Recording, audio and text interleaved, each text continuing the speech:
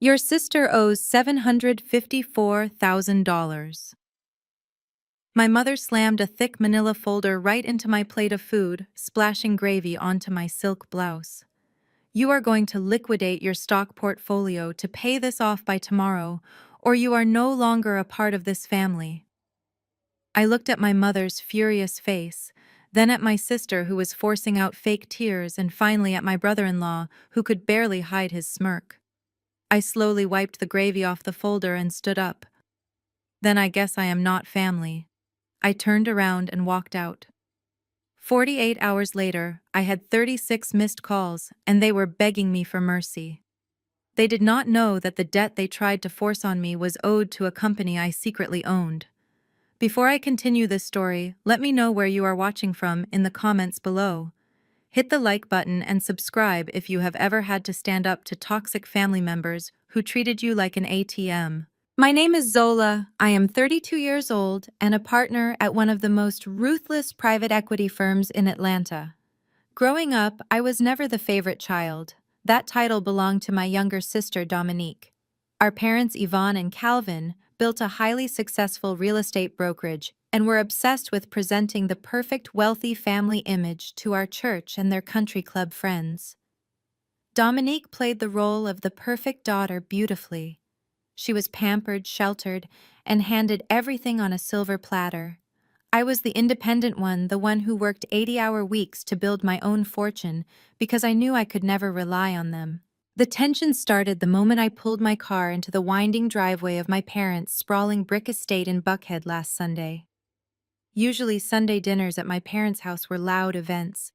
There would be jazz music playing from the patio speakers, the smell of roasted turkey and collard greens filling the air, and my mother bragging loudly on the phone to her friends. But this time the house was completely silent. I walked through the heavy mahogany front doors and immediately felt the heavy, suffocating atmosphere. Nobody came to greet me in the foyer. I walked into the formal living room and found my entire family gathered like they were waiting for a funeral to begin. My sister Dominique was curled up on the expensive white leather sofa, holding a tissue to her face and sobbing quietly. Her husband Trent was pacing back and forth in front of the massive stone fireplace. Trent was a 34-year-old white man who claimed to be a luxury car importer and cryptocurrency entrepreneur. In reality, he was a smooth-talking grifter who used big business buzzwords to impress my parents. They completely worshipped him. They loved the idea of having a white businessman in the family to show off to their elite circles, completely ignoring the fact that his supposed businesses never seemed to produce any actual profits. Trent ran his hands through his perfectly styled hair, doing a terrible job of acting like a man under immense stress. He sighed heavily and looked at my parents with a look of manufactured defeat. My father Calvin sat in his leather armchair with a stern, rigid posture. My mother Yvonne was pacing nervously, her designer jewelry clinking with every step. When I walked into the room, all four sets of eyes snapped toward me. "You are late," my father said, his voice cold and devoid of any warmth. I looked at my watch. "I am exactly on time, Dad. What is going on here? Why is everyone acting like someone died?" My mother let out a dramatic gasp. "Have some compassion, Zola. Your sister is going through the worst crisis of her life right now, and you walk in here with that arrogant attitude. Just sit down at the dining table. We need to have a serious family meeting." I kept my face perfectly neutral, a skill I learned from years of negotiating hostile corporate takeovers. I walked into the dining room and took my usual seat.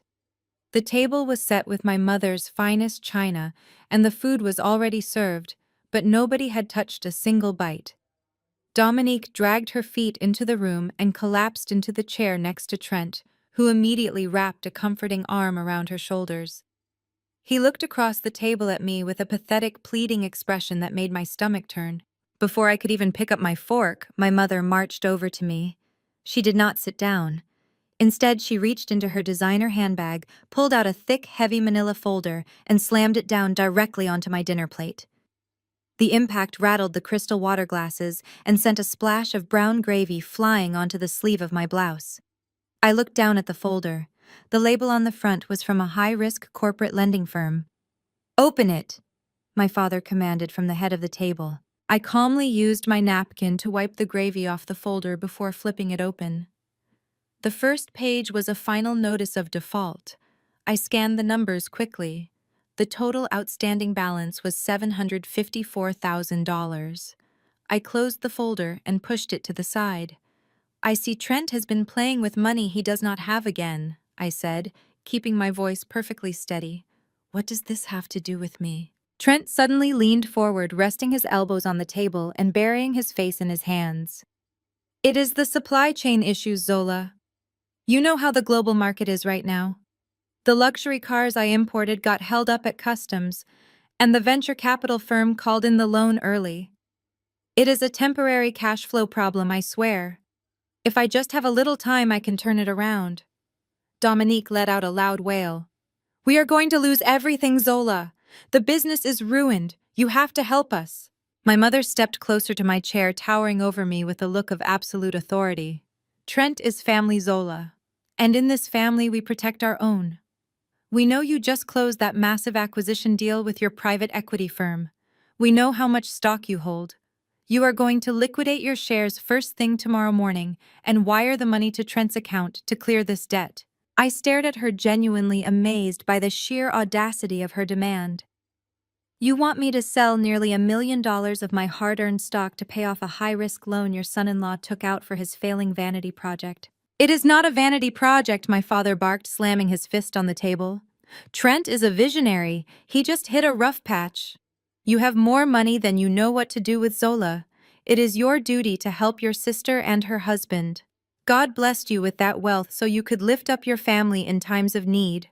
I leaned back in my chair and folded my arms. My wealth is not a blessing that fell from the sky, Dad. It is the result of me working late nights while Dominique was out spending your money on designer bags and European vacations. I am not a bank, and I am certainly not an ATM for Trent's reckless financial mistakes. The answer is no. I will not give you a single dime. The silence in the dining room was so heavy you could cut it with a knife. For a few seconds, the only sound was the ice melting in my father's crystal water glass. Then my mother, Yvonne, let out a sharp breath. She looked at me as if I was a stranger who had just wandered off the street and insulted her in her own home. I watched her perfectly manicured hands grip the edge of the polished wooden table until her knuckles turned completely white. You are incredibly selfish, Zola, she whispered, her voice dripping with absolute venom. You have always been this way, always thinking only about yourself, always so cold and calculated. I looked right back at her, keeping my posture perfectly straight. Refusing to pay off a massive debt for a grown man is not selfish, Mother. It is called having basic boundaries. My mother stepped closer to me, and the scent of her expensive floral perfume was almost choking in the tight space. She pointed a trembling finger at my sister Dominique, who was still sobbing dramatically into Trent's shoulder. Look at your sister Zola. Just look at her. Dominique is vulnerable right now. She has a gentle heart and she is sensitive. She is not hardened and ruthless like you are. You survived in the corporate world because you do not care about anyone but yourself. But Dominique needs protection right now. She needs her family. How can you sit there in your designer clothes bought with money you have more than enough of and watch your own flesh and blood suffer like this? I felt a familiar tight pain in my chest, but I refused to let it show on my face. This was the exact same script my mother had read from my entire life.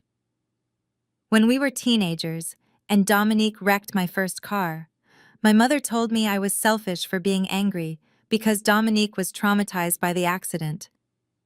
When I paid my own way through college, working double shifts, while Dominique spent thousands of dollars on sorority dues, my parents called me greedy for not sharing my tip money with her.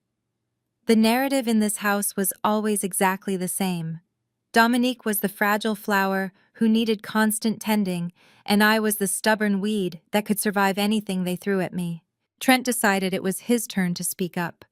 He looked at me with a pathetic puppy dog expression that made my skin crawl. Zola, you do not understand how high-level business operates. Venture capital is incredibly risky.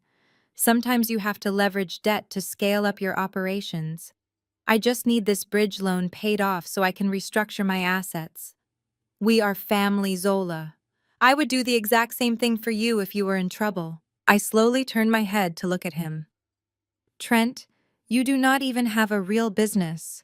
You have an Instagram account where you post motivational quotes and a leased sports car that you can barely afford to put gas in. Do not lecture me about venture capital. I structure multi-million-dollar corporate buyouts before breakfast. You borrowed money from a predatory lending firm because no legitimate bank would ever approve a commercial loan for someone with zero collateral and zero revenue. Trent turned pale and swallowed hard, completely losing his fake businessman persona. Dominique let out another loud wail, burying her face deeper into his expensive suit jacket. "You are so mean," she cried loudly. "You have always been jealous of me and Trent. You just want to see my marriage fail because you are single and miserable." I almost laughed out loud at the absurdity of her statement. "Yes, Dominique, I am incredibly jealous of your unemployed husband and your $750,000 debt. You really figured me out." "That is enough, my father," Calvin roared from the head of the table. His booming voice echoed off the high ceilings of the dining room, making the crystal chandelier vibrate slightly. He pushed his heavy wooden chair back and stood up, towering over all of us. The veins in his thick neck were bulging, and his face was dark with absolute rage. I had seen this exact look many times before. It was the look he used to intimidate contractors and bully real estate agents into doing exactly what he wanted. But I was not one of his terrified employees. "You listen to me very carefully, Zola," he said, his voice low and incredibly dangerous. "We raised you in this house. We gave you the prestigious family name that got you into those fancy corporate boardrooms. You owe us respect, and you owe this family your absolute loyalty. I will not tolerate this kind of blatant disrespect under my roof." I stood up slowly, making sure my movements were calm and deliberate. I smoothed out the front of my silk skirt. "Then I suggest you hand the folder to the person who actually took out the loan, Dad, because I am completely done listening to this nonsense." My father pointed a thick, heavy finger right at my face. "You are not walking away from this. Here is exactly what is going to happen. You have exactly 48 hours to liquidate whatever stocks you need to liquidate and wire that money directly to Trent's account. If you do not do this, if you walk out of this house and let your sister take this fall, you are no longer our daughter." The dining room went dead silent again. My mother gasped lightly, but she did not say a single word to contradict him. Dominique peeked out from Trent's shoulder, her eyes wide with anticipation. They all expected me to crumble right then and there. In our community, and in our family, being disowned was considered the ultimate punishment. It meant being totally cut off from everyone. The cousins, the aunts, the uncles, and the entire church community would turn their backs on me. My parents truly believed that the threat of being isolated and shamed would force me to open my checkbook and save their precious image. I looked at my father. I looked at the man who had spent my entire childhood praising my sister while completely ignoring my academic achievements. I looked at my mother, who only called me when she needed something expensive to show off to her country club friends. I looked at Dominique and Trent, two parasites who were perfectly willing to drain my entire life savings just to cover up their own catastrophic failures. I reached into my leather purse and pulled out my phone. I tapped the screen a few times, setting a countdown timer for exactly 48 hours. I held the phone up so my father could see the bright digital numbers clearly on the screen. "I accept your terms," I said, my voice perfectly steady and ice cold. My father's face dropped in absolute shock. "What did you just say?" "I said I accept. I am no longer your daughter. Consider me a complete stranger from this moment forward. But let me give you a piece of free advice since you love business so much. When you owe a high-risk firm $754,000, the clock is ticking for you, not for me." I dropped the phone back into my purse and picked up my car keys from the table. The shock on their faces was absolute and incredibly satisfying. My mother stood frozen, with her mouth slightly open, unable to form a single word of her usual emotional manipulation. Trent looked genuinely terrified, as if he finally realized the massive safety net he was relying on had just been completely cut away. I turned my back on them and walked out of the dining room. My heels clicked loudly against the marble floors of the foyer, echoing through the silent house. I did not look back even for a second. I walked out the heavy mahogany front doors and stepped into the cool Atlanta evening air. I got into my car, started the engine, and drove away from the massive estate. As I watched their perfect house disappear in my rearview mirror, I did not feel sad or abandoned. I felt completely free for the first time in my life. But the timer was running, and I knew my family well enough to know they would not give up that easily. The real war was just about to begin. By the time I pulled my car into the private parking garage of my downtown penthouse, my phone was already vibrating continuously against the leather passenger seat. The glowing screen illuminated the dark interior of my car, showing a steady stream of incoming notifications. Texts, calls, and voicemails were stacking up faster than I could swipe them away. My family was wasting absolutely no time deploying their favorite psychological weapon against me: the flying monkeys. In psychology, flying monkeys are the enablers that a toxic person uses to do their dirty work and to wear down their victims. My parents had an entire army of them ready to attack at a moment's notice. I ignored the buzzing and carried my purse into my quiet apartment. The floor-to-ceiling windows offered a stunning panoramic view of the Atlanta skyline, which was a stark, beautiful contrast to the suffocating traditional walls of my parents' estate. I poured myself a glass of iced sparkling water, set my phone on the large marble kitchen island, and finally looked at the screen. 36 missed calls, countless text messages calling me cold-hearted, greedy, and a terrible sister. I tapped the screen and hit play on the first voicemail, letting the audio fill my empty kitchen. It was my Aunt Beatrice, my mother's older sister. Her voice was trembling with exaggerated disappointment. "Zola, I just got off the phone with your mother and she is in absolute hysterics. I cannot believe you would treat your own flesh and blood this way. Your parents worked so hard to give you a good life and to build our family name. Now that you have a little bit of money, you think you are better than all of us. Trent is a good man, going through a hard time in a tough economy. You need to write that check and apologize to your sister before God punishes you for your greed.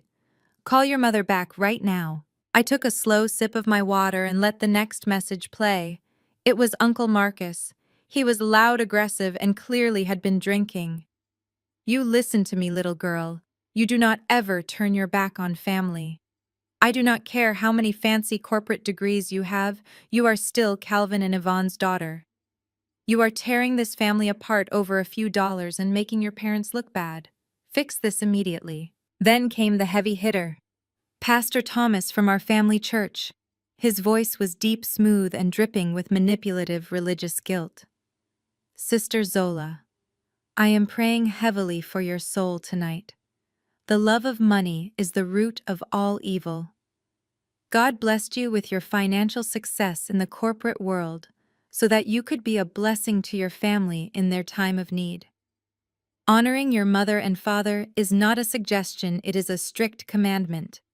Do not let your pride destroy your spirit and your relationships.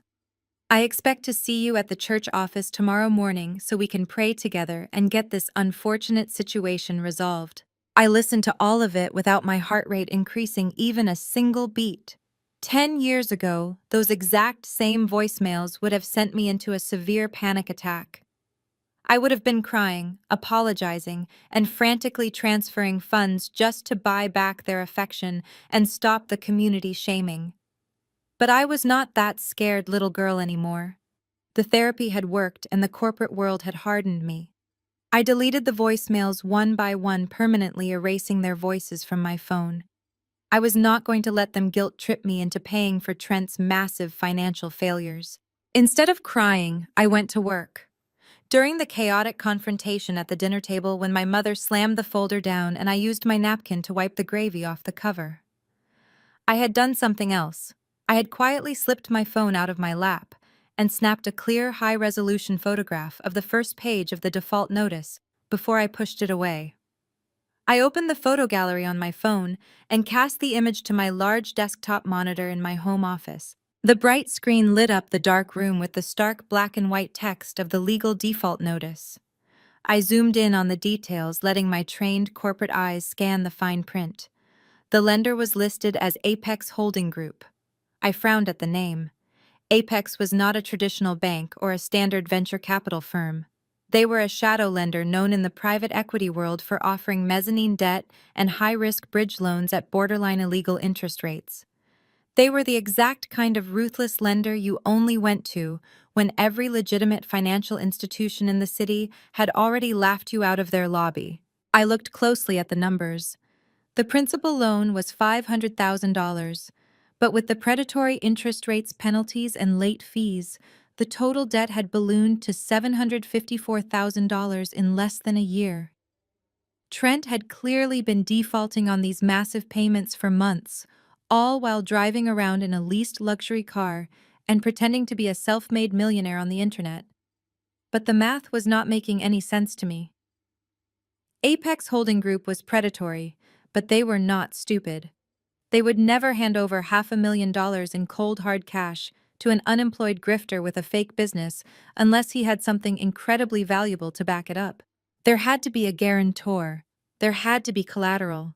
You do not get a commercial loan that massive without signing over a hard physical asset. Trent did not own a house. He did not own the cars he drove. Dominique certainly did not have any assets in her name, other than her closet full of expensive designer handbags and shoes. So what did Trent use to secure this massive loan? I stared at the blurry edges of the photographed document, trying to read the truncated text at the very bottom of the page. It mentioned an addendum and a schedule of assets that I did not have a picture of. My phone buzzed again, lighting up with another angry text from my mother telling me I was a complete disgrace to the family name. I simply flipped the phone face down on the desk. They thought they could pressure me into blindly paying a massive bill just to save their social reputation. They thought I was just a wealthy wallet they could bully into submission, using church guilt and family loyalty. They forgot that I made my living completely destroying corrupt companies that tried to hide their bad debts. I closed the image on my screen and set my alarm for 5 in the morning. When the financial markets opened on Monday, I was going to unleash the full investigative power of my private equity firm on Trent's entire life and figure out exactly what he was hiding. The alarm on my nightstand went off at exactly 5 in the morning. I did not hit snooze because I never hit snooze. I got out of bed, walked into my master bathroom, and splashed cold water on my face. Today was Monday. In my family, Monday was just another day for my parents to play golf at the country club, and for Trent to pretend he was working from his laptop at an expensive local coffee shop. But in my world, Monday was a battlefield. I dressed in a tailored charcoal gray suit, pulled my hair back into a sleek bun, and drove my car through the quiet, early morning streets of Atlanta, heading straight to the financial district. My firm occupied the top 3 floors of a gleaming glass skyscraper right in the heart of the city. When I walked through the double glass doors, the receptionist nodded at me with deep professional respect. She wished me a good morning, and I offered a tight, polite smile before walking straight to my corner office. My office was a sanctuary of absolute power. It had a heavy oak desk floor-to-ceiling windows overlooking the sprawling city skyline and 4 massive computer monitors set up to track global markets.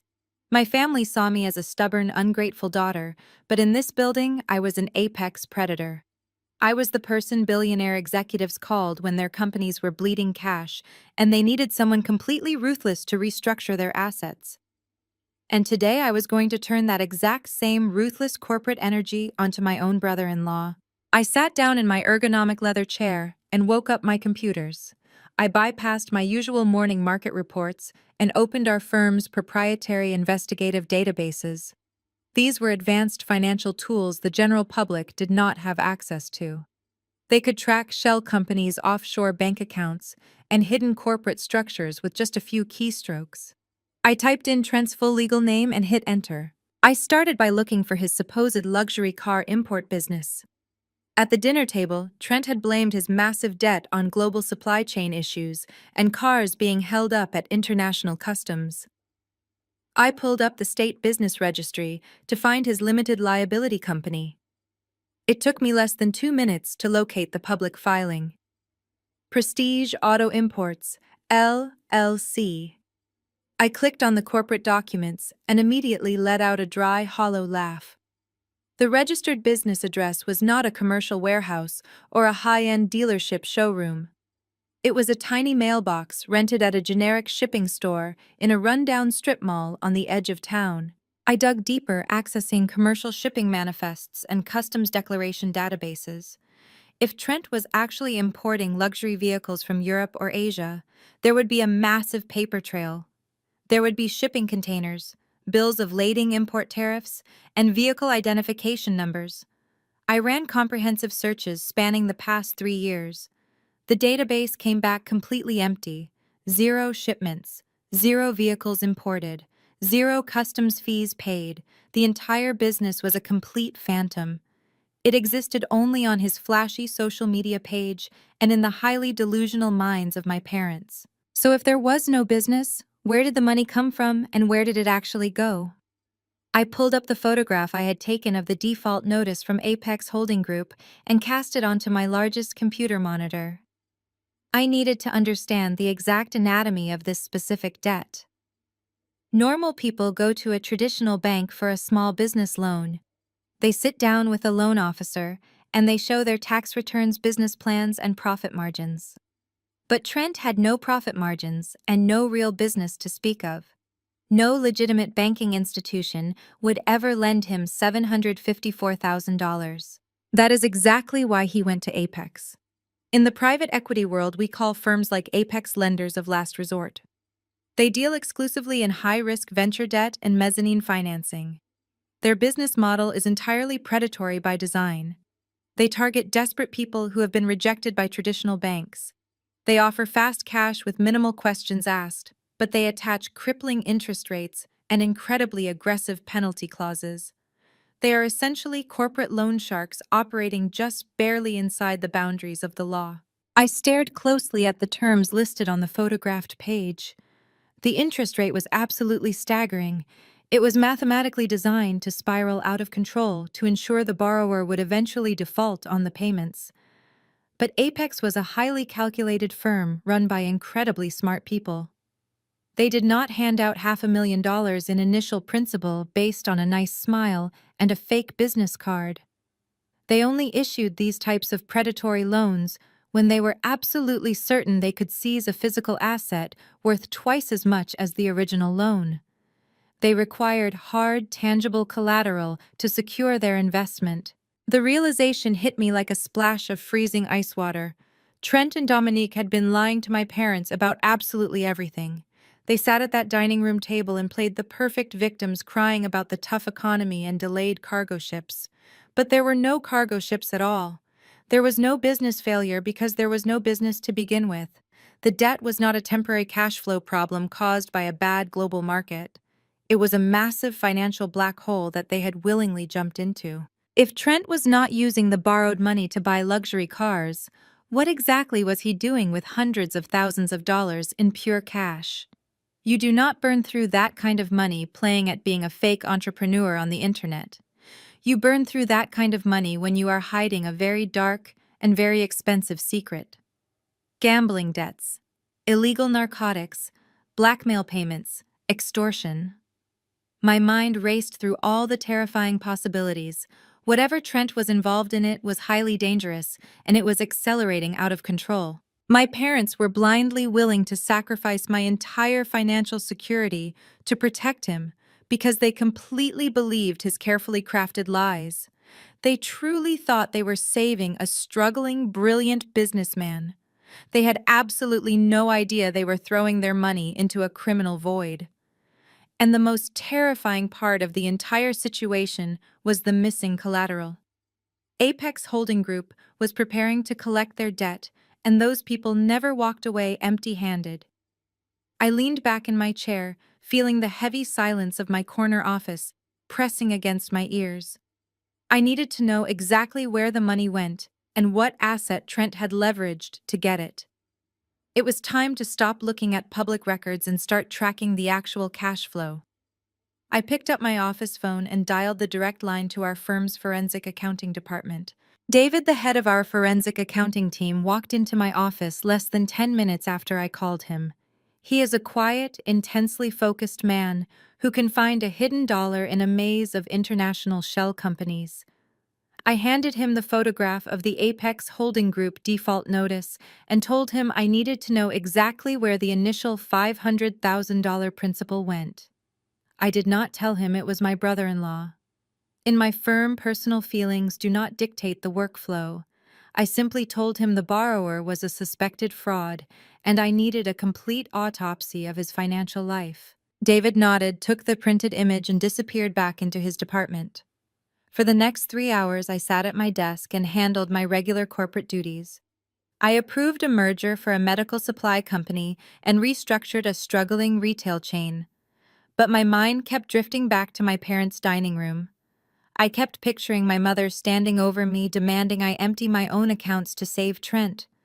She was so completely brainwashed by his blonde hair and his tailored suits that she never once bothered to look beneath the surface.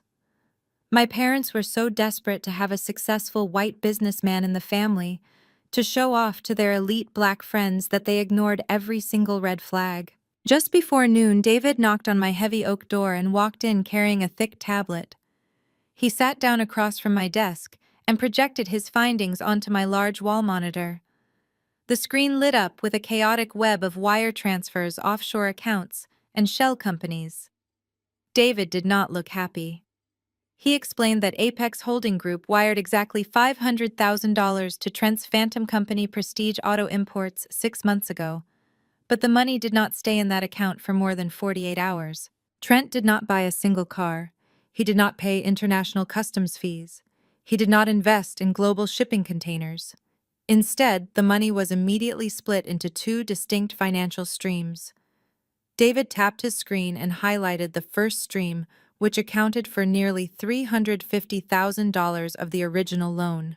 This money was washed through 3 different domestic shell companies before being wired to a series of unregulated offshore banks in the Cayman Islands and Macau. I asked David what kind of businesses operated out of those specific accounts. His answer made my blood run absolutely cold. They were high-stakes illegal sports betting syndicates and underground gambling rings. Trent was not an entrepreneur navigating a tough global economy. He was a degenerate gambler who had gotten himself into massive debt with very dangerous people. He took out the predatory loan from Apex just to cover his massive gambling losses and keep the bookies from breaking his legs. The sickening reality of it washed over me. My sister Dominique was sitting at home crying her eyes out, genuinely believing her husband was a stressed-out visionary. My parents were willing to disown their own flesh and blood just to protect a man who was literally throwing hundreds of thousands of dollars away on illegal football bets and backroom poker games. But the horror did not stop there. David brought up the second stream of money on the monitor. This was the remaining $150,000. Unlike the gambling money, this cash stayed right here in Atlanta. It was set up on a recurring monthly wire transfer to a luxury real estate management group in Midtown. I leaned forward, resting my elbows on my desk, and asked David if Trent was secretly renting a commercial warehouse space for his fake business. David shook his head and pulled up a copy of a residential lease agreement. It was not a warehouse. It was a lease for a high-rise luxury penthouse apartment with a private balcony overlooking the city. Trent had prepaid a full year of rent in cash. I stared at the screen, feeling a deep twist of pure disgust in my stomach. I asked David, whose name was listed as the primary resident on the lease, because it certainly was not Trent's name. David tapped his tablet again, and a photograph appeared on the screen. It was a copy of a Georgia driver's license belonging to a 22-year-old girl. She had long blonde hair, heavy makeup, and a pouty expression. David explained that he had cross-referenced her name with Trent's hidden credit card statements. For the past 6 months, Trent had been using the remaining loan money to fund this girl's entire life. There were receipts for expensive lingerie trips to Miami, designer handbags, and weekly dinners at the most exclusive restaurants in the city. I sat back in my chair completely silenced by the sheer magnitude of his deception. My brother-in-law was living a complete double life. He was playing the role of the devoted, stressed-out husband at my parents' house while secretly funding a luxury penthouse for a mistress barely out of college. He was using stolen predatory loan money to buy her the exact same designer bags my sister loved to show off on her Instagram account. My parents worshipped the ground this man walked on. My mother praised him constantly at our church, telling everyone how blessed Dominique was to marry such a driven and successful man. My father treated him like the son he always wanted, taking him golfing and introducing him to all his wealthy friends. They demanded that I liquidate my hard-earned stock portfolio to save this absolute parasite. If I had listened to them, if I had let the religious guilt and the family pressure break me, I would have been directly funding Trent's illegal gambling addiction and paying the rent for his 22-year-old mistress. A cold, dark anger started to build inside my chest. It was not the loud, chaotic anger my family operated on. It was the quiet, focused rage of a corporate shark who has just found the weak spot in an enemy company. Trent thought he was a genius. He thought he could manipulate my desperate social climbing parents and use my wealth as his personal emergency fund. He thought he had covered his tracks perfectly. I thanked David and told him to print physical copies of every single wire transfer, the luxury penthouse lease, and every credit card receipt. I wanted a massive physical file I could hold in my hands. David nodded and left my office, closing the door softly behind him. I sat alone in the quiet room, staring at the smiling face of Trent's young mistress on my monitor. The debt was not a business failure. It was a calculated criminal betrayal. But as I looked at the numbers again, a much darker question suddenly hit me. Apex Holding Group did not care about Trent's mistress or his gambling debts. They only cared about their collateral. And I still did not know what physical asset Trent had used to secure a $500,000 loan in the first place. I turned back to my computer monitors, my mind racing through the possibilities. Trent did not own anything of value. His car was leased, his business was a ghost, and his luxury apartment was a temporary rental. Apex Holding Group was a firm of financial predators, and predators never took a blind risk. They required an ironclad guarantee. I opened a new secure tab on my browser and logged directly into the Fulton County Public Property Records database. I started typing in names. I searched for Trent, and the database returned 0 results. I searched for Dominique and found absolutely nothing. There was only one major asset in my entire family that held enough equity to secure a loan of that massive size. It was the one thing my parents valued above everything else in their lives: their sprawling brick estate in Buckhead. My parents had bought that massive house 20 years ago when their real estate brokerage first became highly successful. It was their ultimate status symbol. They spent hundreds of thousands of dollars on custom landscaping, a heated swimming pool, and imported marble floors. They hosted lavish charity dinners and church retreats just to show off their wealth to the community. My mother regularly invited the pastor and his wife over for brunch just to make sure everyone saw her imported crystal chandeliers and her custom granite countertops.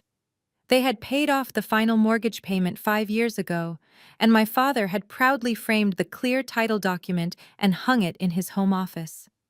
That house was their entire identity. My hands actually started to shake as I typed my father's legal name into the county database search bar. I hit enter and waited as the system pulled up the public property history. The screen refreshed, and a long list of legal documents appeared. I scrolled past the old mortgage records and the original deed of trust.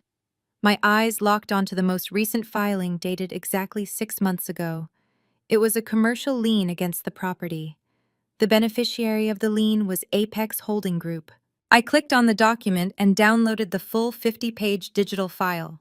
I read through the dense legal jargon, my stomach dropping lower and lower with every single paragraph. Trent had not just borrowed $500,000. He had convinced my parents to sign away the equity in their fully paid-off dream home, to act as the primary collateral for his high-risk venture debt. The terms of the collateral agreement were absolutely brutal. Because it was a high-risk mezzanine loan, Apex Holding Group had inserted a rapid foreclosure clause. If the loan went into default and the balance was not paid in full, Apex had the legal right to seize the property and evict the residents within 30 days. And Trent had been missing his monthly payments for months. The final notice he brought to the dinner table was not a friendly warning. It was the final trigger. If that $754,000 was not paid immediately, my parents were going to lose their house. If the bank seized the house, there would be a public foreclosure notice taped to their heavy mahogany front doors. The wealthy neighbors in their exclusive gated community would see the moving trucks. The church congregation would find out. It would be the ultimate destruction of the perfect image my parents had spent 30 years carefully building. The shame would completely destroy my mother. I leaned back in my chair, feeling a wave of absolute shock wash over me. My parents were successful real estate brokers. They knew how property laws worked. They knew the extreme danger of leveraging a paid-off home for a commercial loan. So how did Trent manage to convince them to do it? He must have spun an incredible lie. He probably told them his luxury car import business was about to go public, or that he needed a temporary bridge loan for a massive international deal. He played on their greed and their blind worship of him. He manipulated their desire to have a wealthy white son-in-law, and they handed him the keys to their entire kingdom. Dominique definitely knew about this. She knew her husband had gambled away the money, and she knew her parents' home was on the chopping block. That is why she was crying so hysterically at the dinner table. She was not crying for Trent's fake business. She was crying because she knew she was about to be exposed as a fraud and her parents were about to become homeless. I sat in the quiet isolation of my corporate office staring at the lien document on my screen. A heavy, suffocating weight settled on my chest. I had a moral decision to make. I had all the proof sitting right in front of me. I had the bank transfers, the luxury apartment lease, the photos of the young mistress, and the legal property lien. I could pick up my phone right now and call my mother. I could tell her everything. I could warn her that her golden child and her perfect son-in-law had completely destroyed the family legacy. But as I reached for my phone, I stopped. I looked at the dark screen of my device and thought about every single interaction I had ever had with my parents. I thought about the voicemails my aunt and the pastor had left me calling me greedy and selfish. I thought about how my entire life I was told that my feelings did not matter and that my only purpose was to serve the family image.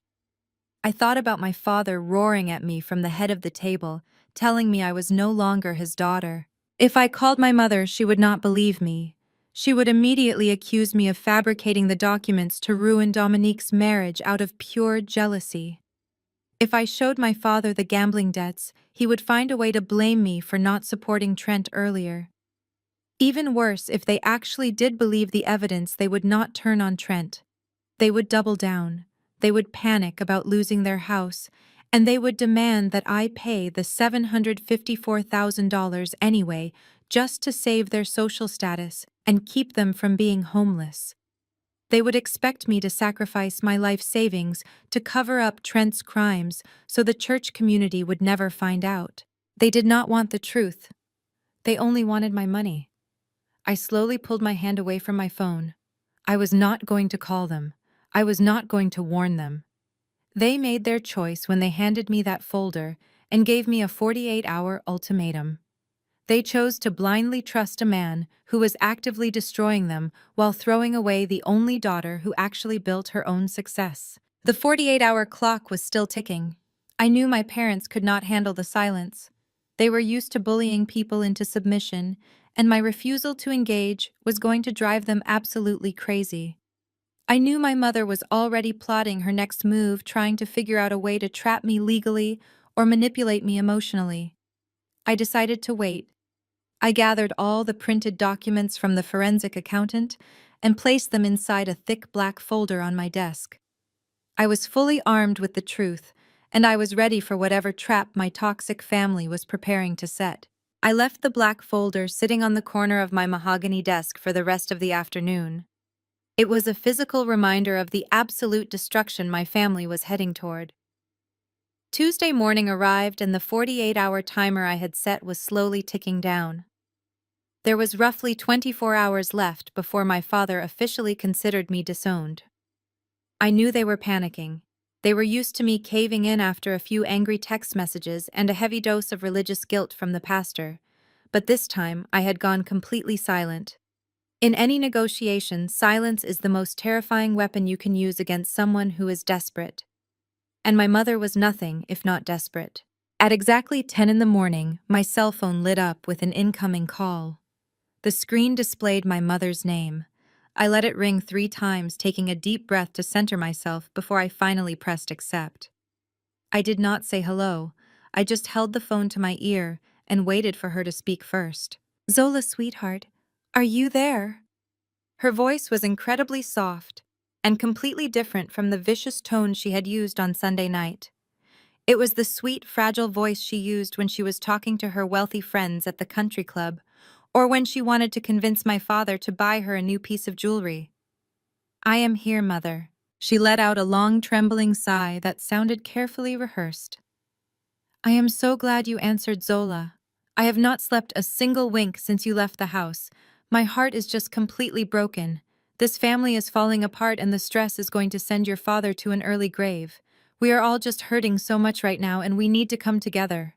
I kept my expression completely blank, staring out the window at the Atlanta skyline. Are we hurting, Mother, or is Trent just finally facing the consequences of his own actions? She ignored the jab completely, diving right back into her script. "Your father was entirely out of line when he yelled at you and threatened you. You know how his temper gets when he is trying to protect his girls. He is just terrified for Dominique. We all are. But kicking you out of the family was wrong and I told him so. You are my daughter Zola. I carried you in my womb and I love you just as much as I love your sister. I hate seeing the two of you fighting over money like this." It took every ounce of my corporate training not to laugh out loud. She had not defended me. She had stood right next to him and called me cold and calculated. But this was her signature move, the fake olive branch. When aggression and bullying did not work, she pivoted immediately to playing the gentle peacemaker who was just trying to heal the family trauma. It was psychological warfare designed to make the victim feel crazy and drop their defenses. I did not say anything, letting the uncomfortable silence stretch out over the line. She finally cleared her throat and continued. "Your father and I had a very long talk with Trent and Dominique this morning. We realize it was unfair to ask you to bear this entire financial burden alone. It is a massive amount of money and you worked hard for your stock portfolio. So we came up with a compromise. A way to save Trent's business and keep the family united without draining your accounts all at once." "A compromise?" I asked, keeping my tone entirely neutral. "Yes, sweetheart. Trent spoke to his financial advisors and they drafted a shared payment plan. We are all going to pitch in to help clear this debt. Your father and I will cover a portion, and Trent is going to restructure his company to pay back the rest. We just need you to help us secure the bridge loan to buy us some time. It is a very simple legal arrangement and it protects everyone." I knew exactly what she was doing. There was no shared payment plan. Trent had zero assets and zero income to contribute. My parents had already leveraged their entire house to Apex Holding Group, so they had absolutely nothing left to offer. This was not a compromise. This was a highly orchestrated legal trap. They wanted to trick me into signing a document that would legally bind me to Trent's massive gambling debts and make me the primary guarantor. If I signed whatever document they had prepared, Apex Holding Group could legally seize my corporate assets and my penthouse the second Trent defaulted again. "We are meeting at Arthur Pendleton's office today at 2 in the afternoon, my mother said, her voice dripping with fake maternal warmth. "Please, Zola, just come to the office. Let us sit down as a family and look at the paperwork together. You do not have to commit to anything right now. Just come and listen. Do it for me." Arthur Pendleton was not just any lawyer. He was a sleazy defense attorney who played golf with Trent and handled all of my father's shady real estate zoning disputes. He was a snake in a very expensive suit, and he was completely loyal to my parents. Walking into his office to negotiate a contract was like walking into a cage with a starving lion. They were banking on the fact that I would be so relieved by their fake apology that I would blindly sign whatever Arthur put in front of me just to be welcomed back into the family. They thought I was weak. They thought my desire for their approval was stronger than my basic common sense. I looked down at the black folder sitting on my desk. Inside that folder was the absolute proof that Trent was a criminal, that he had a 22-year-old mistress, and that my parents were weeks away from losing their sprawling estate. I did not need to go to that meeting. I could have just told my mother the truth right then and there. But I realized something crucial. David, the forensic accountant, had only found the wire transfers and the property lien. We still did not have a copy of the original signed loan documents from Apex Holding Group. I needed to see exactly how Trent managed to pledge my parents' house as collateral without their knowledge. Or worse, I needed to know if my parents actually signed the documents willingly. Arthur Pendleton would have those original documents. If they wanted me to sign a shared payment plan, they would have to show me the original default notice and the collateral schedule. I picked up a pen and twirled it between my fingers. All right, Mother. I will be at Arthur's office at 2 o'clock. Oh, thank God. My mother breathed into the phone, her relief completely genuine, but for all the wrong reasons. Thank you, Zola. I knew you would do the right thing. I love you, sweetheart. We will see you soon. She hung up before I could say anything else. I tossed my phone onto the desk and let out a long breath. The fake truce had been offered and accepted. My parents and Trent were probably celebrating right now, thinking they had successfully manipulated the stubborn corporate daughter into bailing them out. They thought they had set the perfect legal trap to drain my wealth and protect their precious image. I stood up and straightened my charcoal suit jacket, picking up my leather briefcase. I was willingly walking right into their trap, but they had no idea I was bringing a flamethrower with me.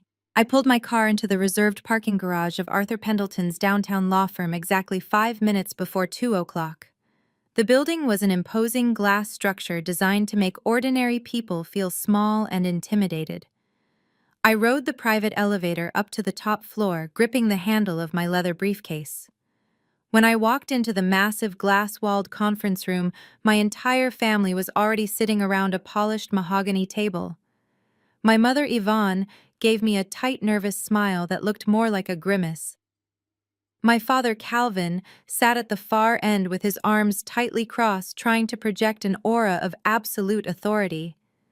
Dominique and Trent were sitting close together, holding hands and trying to look like two innocent victims of circumstance. At the head of the table sat Arthur Pendleton. He wore a custom-tailored pinstripe suit and a heavy gold watch that flashed obnoxiously under the modern overhead lights. He stood up immediately and gave me a wide, predatory smile. Zola. My dear, it is so wonderful to see you, Arthur said, gesturing expansively to an empty leather chair directly across from him. Your parents have been telling me all about your massive success in the private equity world. Please have a seat. We are all here to get this unfortunate family misunderstanding sorted out quickly and quietly, so we can all move on with our lives. I sat down and placed my briefcase on the table without opening it. Let us skip the warm introductions, Arthur, I said, keeping my voice perfectly flat and professional. My mother said you drafted a shared payment plan to handle Trent's massive financial failure. I would like to see it now. Arthur chuckled softly, trying his best to brush off my cold tone. He reached into his leather satchel and slid a thick, bound stack of paper across the polished wood. It landed directly in front of me with a heavy, dull thud. It had to be at least 50 pages long. Arthur leaned back in his expensive chair and steepled his fingers together, looking extremely pleased with himself. This is just a standard debt restructuring and shared liability agreement, he explained smoothly. It simply outlines how the family will pool their resources to protect Trent's business assets and satisfy the predatory lender. You just need to sign your name on the last page and we can all go home and enjoy the rest of our week. I did not flip to the last page. I opened the heavy document to page 1 and began reading the dense legal text line by line.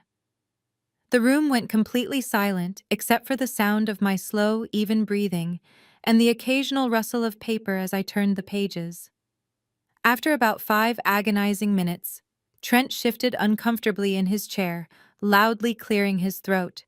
"Zola, it is really just standard boilerplate legal stuff," Trent said, his voice dripping with fake sincerity. "Arthur made sure it protects all of us equally. You do not need to read every single word." I ignored him completely and kept reading. At page 12, I stopped and placed my index finger firmly on a specific paragraph. I looked up at Arthur, who was suddenly avoiding my direct eye contact. "Standard boilerplate," I asked, raising an eyebrow.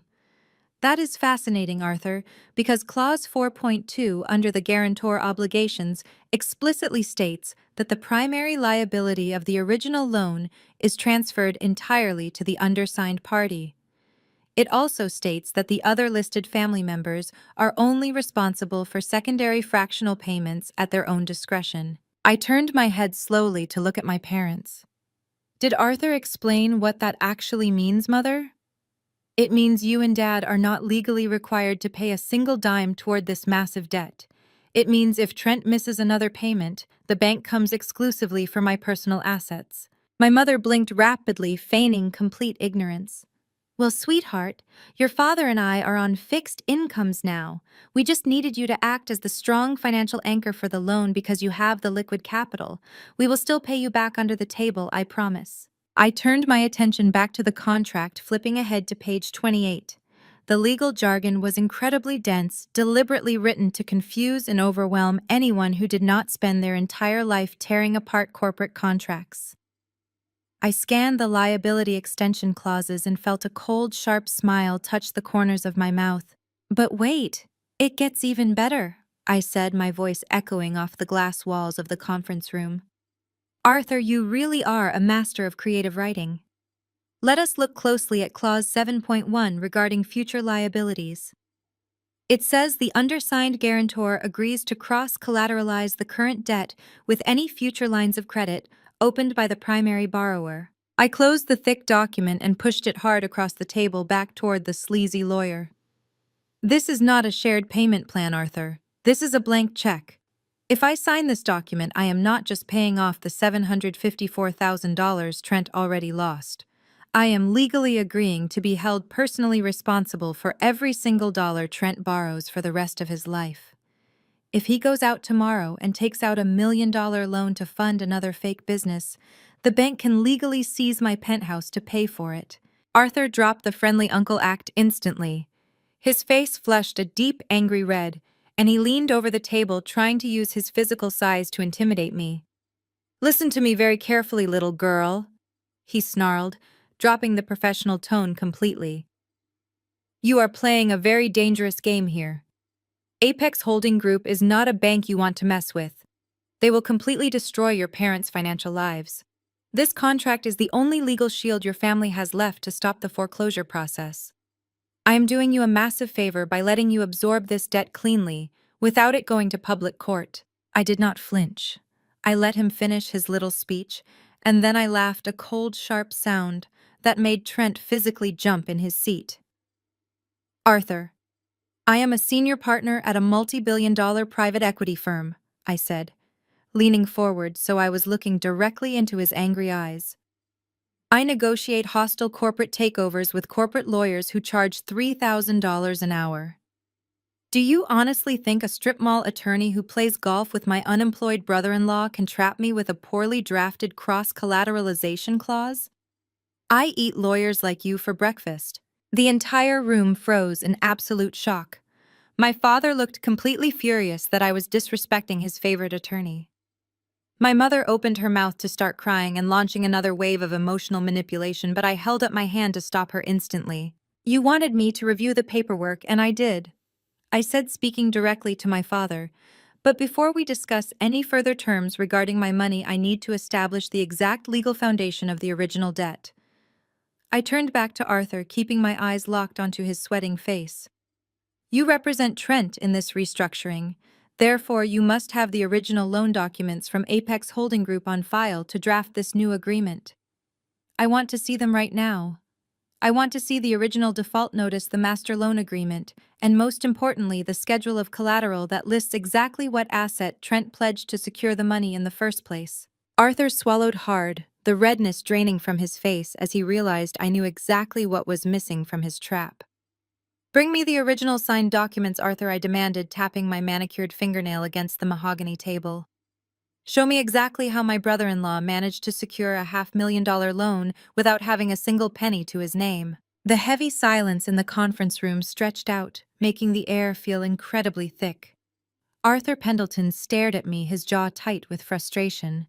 He looked over at my father as if asking for permission to deny my request. But my father Calvin was a businessman above everything else, and even he knew that demanding to see original loan documents was standard procedure. My father gave a short, stiff nod. Arthur let out a frustrated sigh and reached for his thick leather briefcase resting on the floor next to his chair. I watched Trent from the corner of my eye. His fake businessman posture had completely collapsed. He was gripping the edge of the mahogany table so hard his knuckles were stark white. Dominique was staring at her lap, her breathing shallow and rapid. They were terrified. Arthur pulled a heavy blue folder from his briefcase and placed it reluctantly on the table. He did not push it toward me. "These are the original execution documents from Apex Holding Group," he said, his voice tight and defensive. "But I assure you, Zola, everything is in order. It is highly irregular for a third-party guarantor to demand an audit of the foundational paperwork during a simple restructuring meeting." "I am not a third-party guarantor, Arthur," I said, reaching across the table and pulling the blue folder directly out of his hands. "I am the only person in this room with enough liquid capital to save my parents from being homeless. That makes me the primary investor, and investors always read the fine print." I opened the blue folder. The paper was thick and professional, bearing the watermarks of a high-risk venture debt firm. I flipped past the standard interest rate disclosures and the aggressive penalty clauses that I had already seen on the default notice. I was looking for one specific section: the schedule of collateral. Page after page turned in the quiet room. My mother shifted in her chair, letting out a dramatic sigh to show how inconvenienced she was by my stubbornness. "Zola, please stop wasting our time," she whined softly. "Arthur already told you the house is backing the loan. We just need you to sign the shared payment plan so we can all go home and put this ugly mess behind us." I ignored her entirely. I reached the final section of the packet: the collateral pledge agreement. There it was in stark black and white. The legal description of my parents' sprawling brick estate in Buckhead, complete with the parcel number and the full assessed value. The document explicitly stated that the property was being pledged unconditionally to secure the $500,000 principal loan for Prestige Auto Imports. I turned to the very last page where the execution signatures were located. There were 4 lines at the bottom of the page. The first line held the signature of an Apex Holding Group executive. The second line held Trent's signature as the primary borrower. The third and fourth lines were reserved for the legal property owners. I stared at the blue ink resting on those bottom 2 lines. The names Calvin and Yvonne were written clearly, but something was entirely wrong. My father has signed thousands of real estate contracts in his lifetime. His signature is a sharp, aggressive scrawl that barely looks like letters. It is confident and heavy, pressing deeply into the paper. The signature on this page was slow and careful. The angles of the letters were too perfect, and the pressure of the pen was incredibly light. Then I looked at my mother's signature. My mother writes with a grand, sweeping elegance. She loops her letters beautifully, a habit she picked up in private school. But the signature sitting on the Apex loan document was shaky. The loops were uneven and cramped. My heart hammered against my ribs, but I kept my face perfectly still. I knew exactly who had signed these documents. When we were in high school, Dominique used to fail her math exams regularly. She was terrified of my father finding out, so she would spend hours at her desk practicing his signature on scrap paper until she could forge it perfectly on her report cards. The slow, careful angles of my father's fake signature on this federal loan document were the exact same angles my sister used to draw when she was 16 years old. My parents did not leverage their house to help Trent. They had absolutely no idea this collateral agreement even existed. Trent and Dominique had stolen the property deed from my father's home office and forged my parents' signatures to secure the predatory loan. My brother-in-law was not just a degenerate gambler with a secret mistress. My sister was not just a spoiled, entitled brat. They were both active federal criminals. They had committed wire fraud, real estate fraud, and aggravated identity theft to get their hands on $500,000. The trap Arthur had set for me suddenly made perfect sense. Arthur knew the signatures were forged.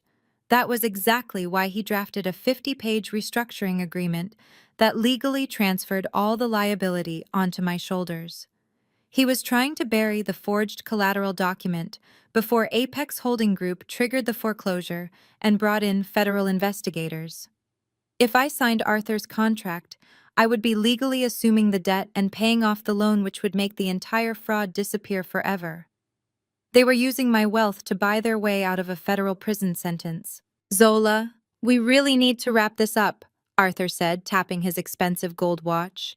"The banks are closing soon. I need to review these terms carefully," I said, keeping my voice calm and completely devoid of emotion. I pulled my cell phone out of my blazer pocket. I opened the camera application and turned the shutter sound completely off.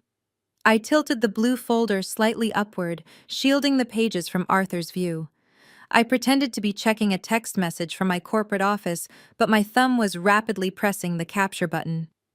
I took high-resolution photographs of the forged signature page, the property description, and the notary stamp that Arthur had obviously faked to make the document look legitimate. "What are you doing?" my father demanded, his voice rising in anger. "Put your phone away and sign the damn paper, Zola." I slipped my phone back into my pocket and slowly closed the blue folder. I pushed it gently across the mahogany table back toward the sweating lawyer. I picked up my leather briefcase and stood up, smoothing the wrinkles from my charcoal suit. "I am not signing anything today," I said, looking directly at Arthur. My mother let out a loud, dramatic gasp, pressing her hand to her chest. "Zola, how could you be so cruel? We came all the way down here to compromise with you." "There is no compromise, Mother," I said, picking up my briefcase. "This debt is far more complicated than a simple cash flow problem. As a senior partner in a private equity firm, I have a strict legal obligation to perform extensive due diligence before assuming any third-party commercial liabilities. I am taking the weekend to have my own legal team review the structure of this loan." Arthur stood up so fast his heavy leather chair crashed into the glass wall behind him. "You cannot do that!" he shouted, losing his temper completely. "This contract has to be signed today. If Apex Holding Group initiates the default protocol, the entire estate goes into immediate foreclosure. You will destroy your parents." I looked at Trent, who was now openly sweating, a thick bead of moisture rolling down the side of his pale face. Dominique was staring at me with wide, terrified eyes, her hands shaking violently in her lap. She knew that I knew. She saw me looking at the signatures, and she knew her entire life was about to violently collapse. "I suggest you prepare your clients for a very difficult weekend, Arthur," I said, turning my back on all of them. I walked out of the glass conference room, the sound of my father shouting my name echoing loudly down the quiet legal hallway. I did not stop. I stepped into the private elevator and pressed the button for the parking garage. As the elevator doors slid shut, cutting off the sound of my angry family, I pulled my phone out of my pocket and looked at the crystal-clear photographs of the forged signatures. My sister and her husband had dug their own graves, and they had handed me the shovel. Now it was time to find out exactly who controlled the predatory firm that held their forged documents. The drive back to the financial district was a blur of adrenaline and cold clarity. I gripped the leather steering wheel of my car, feeling the familiar weight of my cell phone in my pocket. Inside that phone were high-resolution photographs of a federal crime committed by my own flesh and blood. My parents had spent my entire life protecting Dominique, shielding her from every consequence and treating me like I was a burden. Now Dominique and her grifter husband had stolen our parents' most prized possession right out from under them. They had forged signatures on a legal document and handed the deed to a predatory lending firm just to pay off illegal gambling debts. I navigated the heavy Atlanta traffic, my mind running through all the possible legal scenarios. Arthur Pendleton thought he could intimidate me into signing my life away to protect Trent. He thought I was just a rich daughter desperate for family approval. But he fundamentally misunderstood who I was and what I did for a living. I did not get to the top of a multi-billion-dollar private equity firm by being soft. I got there by knowing exactly how to dismantle my opponents piece by piece. I pulled into the secure underground parking garage of my office building. The cool, dark environment was a welcome relief from the suffocating heat of the afternoon sun. I took the private executive elevator straight up to the top floor. The doors slid open, revealing the quiet hum of high-level corporate activity. Analysts were walking through the glass hallways carrying stacks of financial reports. This was my domain. This was the world I built for myself while my sister was busy playing dress-up on social media.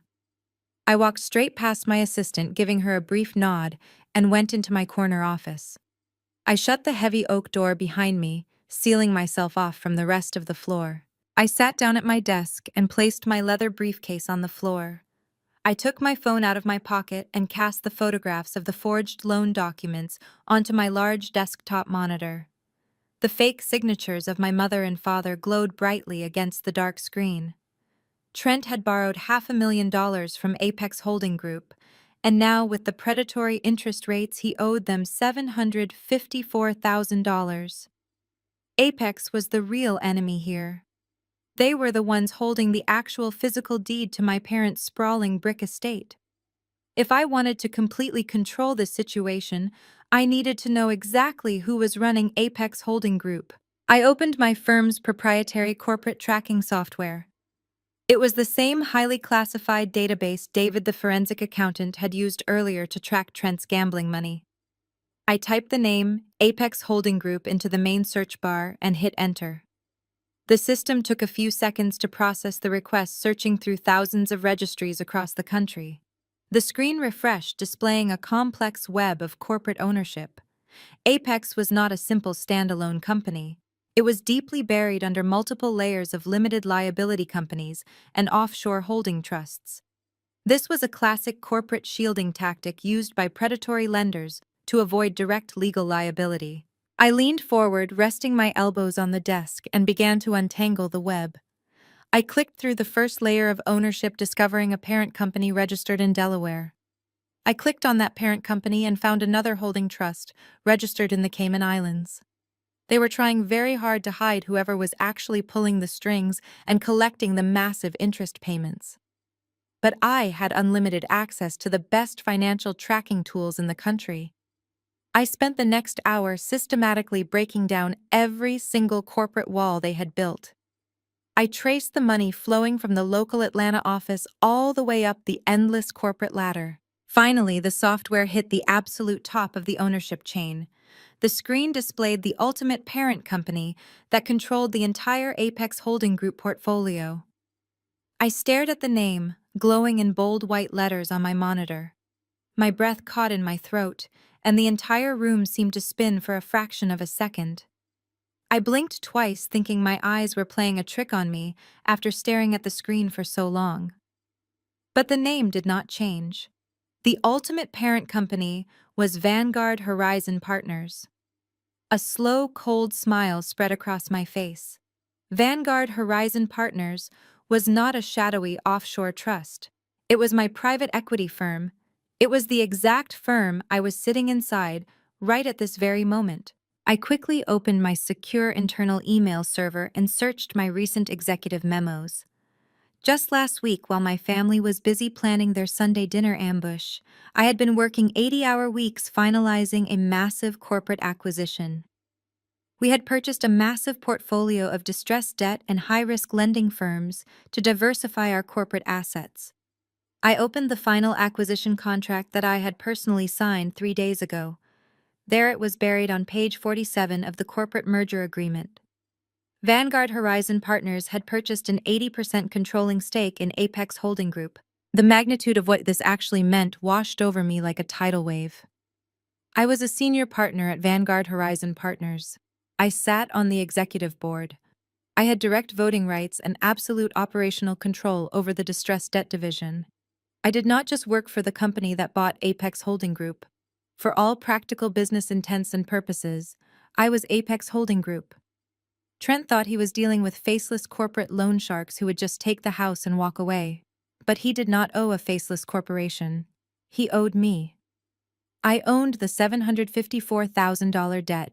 I sat in my office chair, letting the absolute reality of my power wash over me. The predatory loan company that my family was terrified of was just another asset in my corporate portfolio. I looked at the digital clock on the corner of my computer screen. It was 6 o'clock in the evening. Exactly 48 hours ago, I was sitting at my parents' formal dining room table, wiping brown gravy off my silk blouse while my father pointed his heavy finger at me and told me I had 2 days to pay Trent's debt or be disowned. The deadline he had so arrogantly set had officially arrived. My cell phone buzzed against the smooth mahogany wood of my desk. I glanced down at the screen.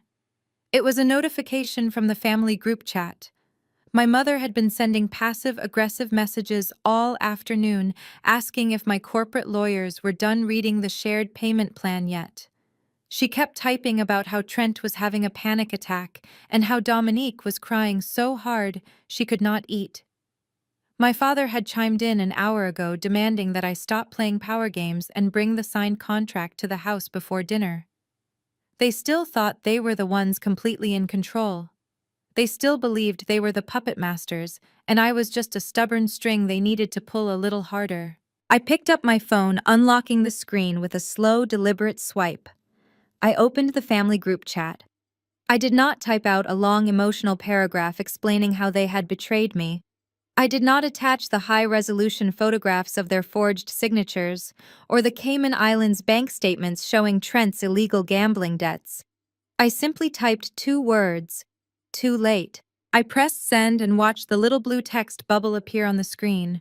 Then I set the phone face up on my desk and waited. It took exactly 4 seconds for the absolute chaos to begin. The screen lit up like a slot machine. My mother replied first, typing in all capital letters asking what I meant. Then my father sent a message demanding that I answer my phone right now. Then Dominique sent a string of crying emojis and asked if I was really going to let her husband go to jail. The text messages poured in so fast, they blurred together. Then the phone started vibrating violently as my father called me. I let it ring. As soon as it went to voicemail, my mother called. Then Trent called. The phone danced across the polished wood of my desk, buzzing relentlessly, with their loud, ignorant panic. I watched it ring, feeling a profound sense of peace. For 32 years, their loud voices had dictated my entire life. Their anger, their disappointment, and their demands had always been the loudest sounds in the room. But right now, in this quiet glass office, their panic was completely muted. They were screaming into the void, and I was simply watching the screen flash. I picked up my office phone and dialed the direct internal extension for the Director of Collections at our distressed debt division. A man named Harrison answered on the second ring. Harrison was a ruthless, efficient financial operator who managed the day-to-day collections for all the high-risk portfolios we had just acquired, including Apex Holding Group. Harrison, I need you to pull a specific commercial loan file from the Apex portfolio, I said, keeping my voice perfectly level. The borrower is a limited liability company called Prestige Auto Imports. The primary guarantor listed is Trent. I heard the rapid clicking of a keyboard through the receiver as Harrison accessed the internal database. He found the file in less than 30 seconds. I have it right here, Zola, he said, his voice strictly professional. The account is severely delinquent. The total outstanding balance with accumulated interest and penalties is sitting at $754,000. Freeze the account, I commanded. Lock down every single line of credit associated with that name. If there are any remaining funds in the escrow accounts, I want them seized immediately to cover the administrative fees. Consider it done, Harrison replied, the typing sound accelerating. What about the collateral? The file shows a primary residential property located in Buckhead, backing the entire loan. It is a highly valuable estate. Do you want me to extend a grace period or send a standard warning letter to the listed property owners? No grace period, I said, staring out my office window at the darkening Atlanta skyline. The borrower has already been served with the final notice of default. I want you to initiate the rapid foreclosure protocol immediately. Draft the official eviction notices and file the property seizure paperwork with the county clerk's office first thing tomorrow morning. Harrison paused for a fraction of a second, clearly surprised by the aggressive speed of the order. You want to trigger a hard foreclosure right now. We usually give them a 30-day warning period before we file the physical paperwork with the county. The 48-hour warning period just expired. I told him, my tone leaving absolutely no room for debate. Draft the paperwork tonight, Harrison. I want a private courier to deliver the official foreclosure notice directly to the front door of that property tomorrow morning. And I want the documents printed on the official Vanguard Horizon Partners legal letterhead, not the Apex Holding Group stationery. I want them to know exactly who is taking their house. Understood, Zola, Harrison said, completely shifting back into his cold corporate mode. I will have the legal team draft the eviction notices immediately. The courier will be dispatched at 8 in the morning. Is there anything else regarding this specific file? Yes, I said, picking up my cell phone, which was still flashing with missed calls from my frantic family. The signatures on the property collateral agreement are forged. The borrower committed wire fraud and identity theft to secure the funds. I want you to prepare a comprehensive federal fraud report and have it ready to submit to the authorities, but do not send it to the FBI just yet. Keep it on your desk until I give you the explicit green light. Harrison let out a low whistle over the line. Fraud and forged property deeds. This guy is going to federal prison for a very long time. I will have the fraud packet ready for your final approval by tomorrow afternoon. I thanked Harrison and hung up the receiver. The snare was officially set and the trapdoor was wide open. I looked back down at my cell phone. The group chat was completely unhinged now. My father was threatening to drive down to my office and drag me out by my hair. My mother was leaving dramatic voice notes saying she was having chest pains and needed an ambulance because of my cruel behavior. They were putting on a massive theatrical performance, trying to use guilt and anger to force me back into my designated role as the obedient ATM machine. They had absolutely no idea that while they were busy typing angry text messages and making empty threats, I had just quietly pressed the button that would dismantle their entire lives. I packed my leather briefcase, turned off my office lights, and walked out to my car. Tomorrow, they were going to wake up in their perfect brick mansion, thinking they still had the upper hand. And then the courier was going to knock on their heavy mahogany front door and deliver the ultimate reality check. I arrived at my office the next morning at my usual time, carrying a fresh cup of coffee and feeling completely rested. The financial markets were opening and my day was packed with executive meetings, but a quiet anticipation hummed in the back of my mind. It was exactly 8:15 when the private courier I had hired would be walking up the long, winding driveway of my parents' Buckhead estate, holding the official eviction notice from Vanguard Horizon Partners. I settled into my leather chair, turned on my monitors, and started reviewing a merger portfolio. I expected my phone to start ringing by 8:30. I expected angry voicemails and frantic text messages demanding an explanation. What I did not expect was the sheer volume of the commotion that erupted outside my office doors an hour later. At exactly 9:20, the heavy glass doors of my corner office flew open so violently they banged against the walls. My assistant Maria stood in the doorway looking completely terrified. Zola. I am so sorry, she stammered, her eyes wide with panic.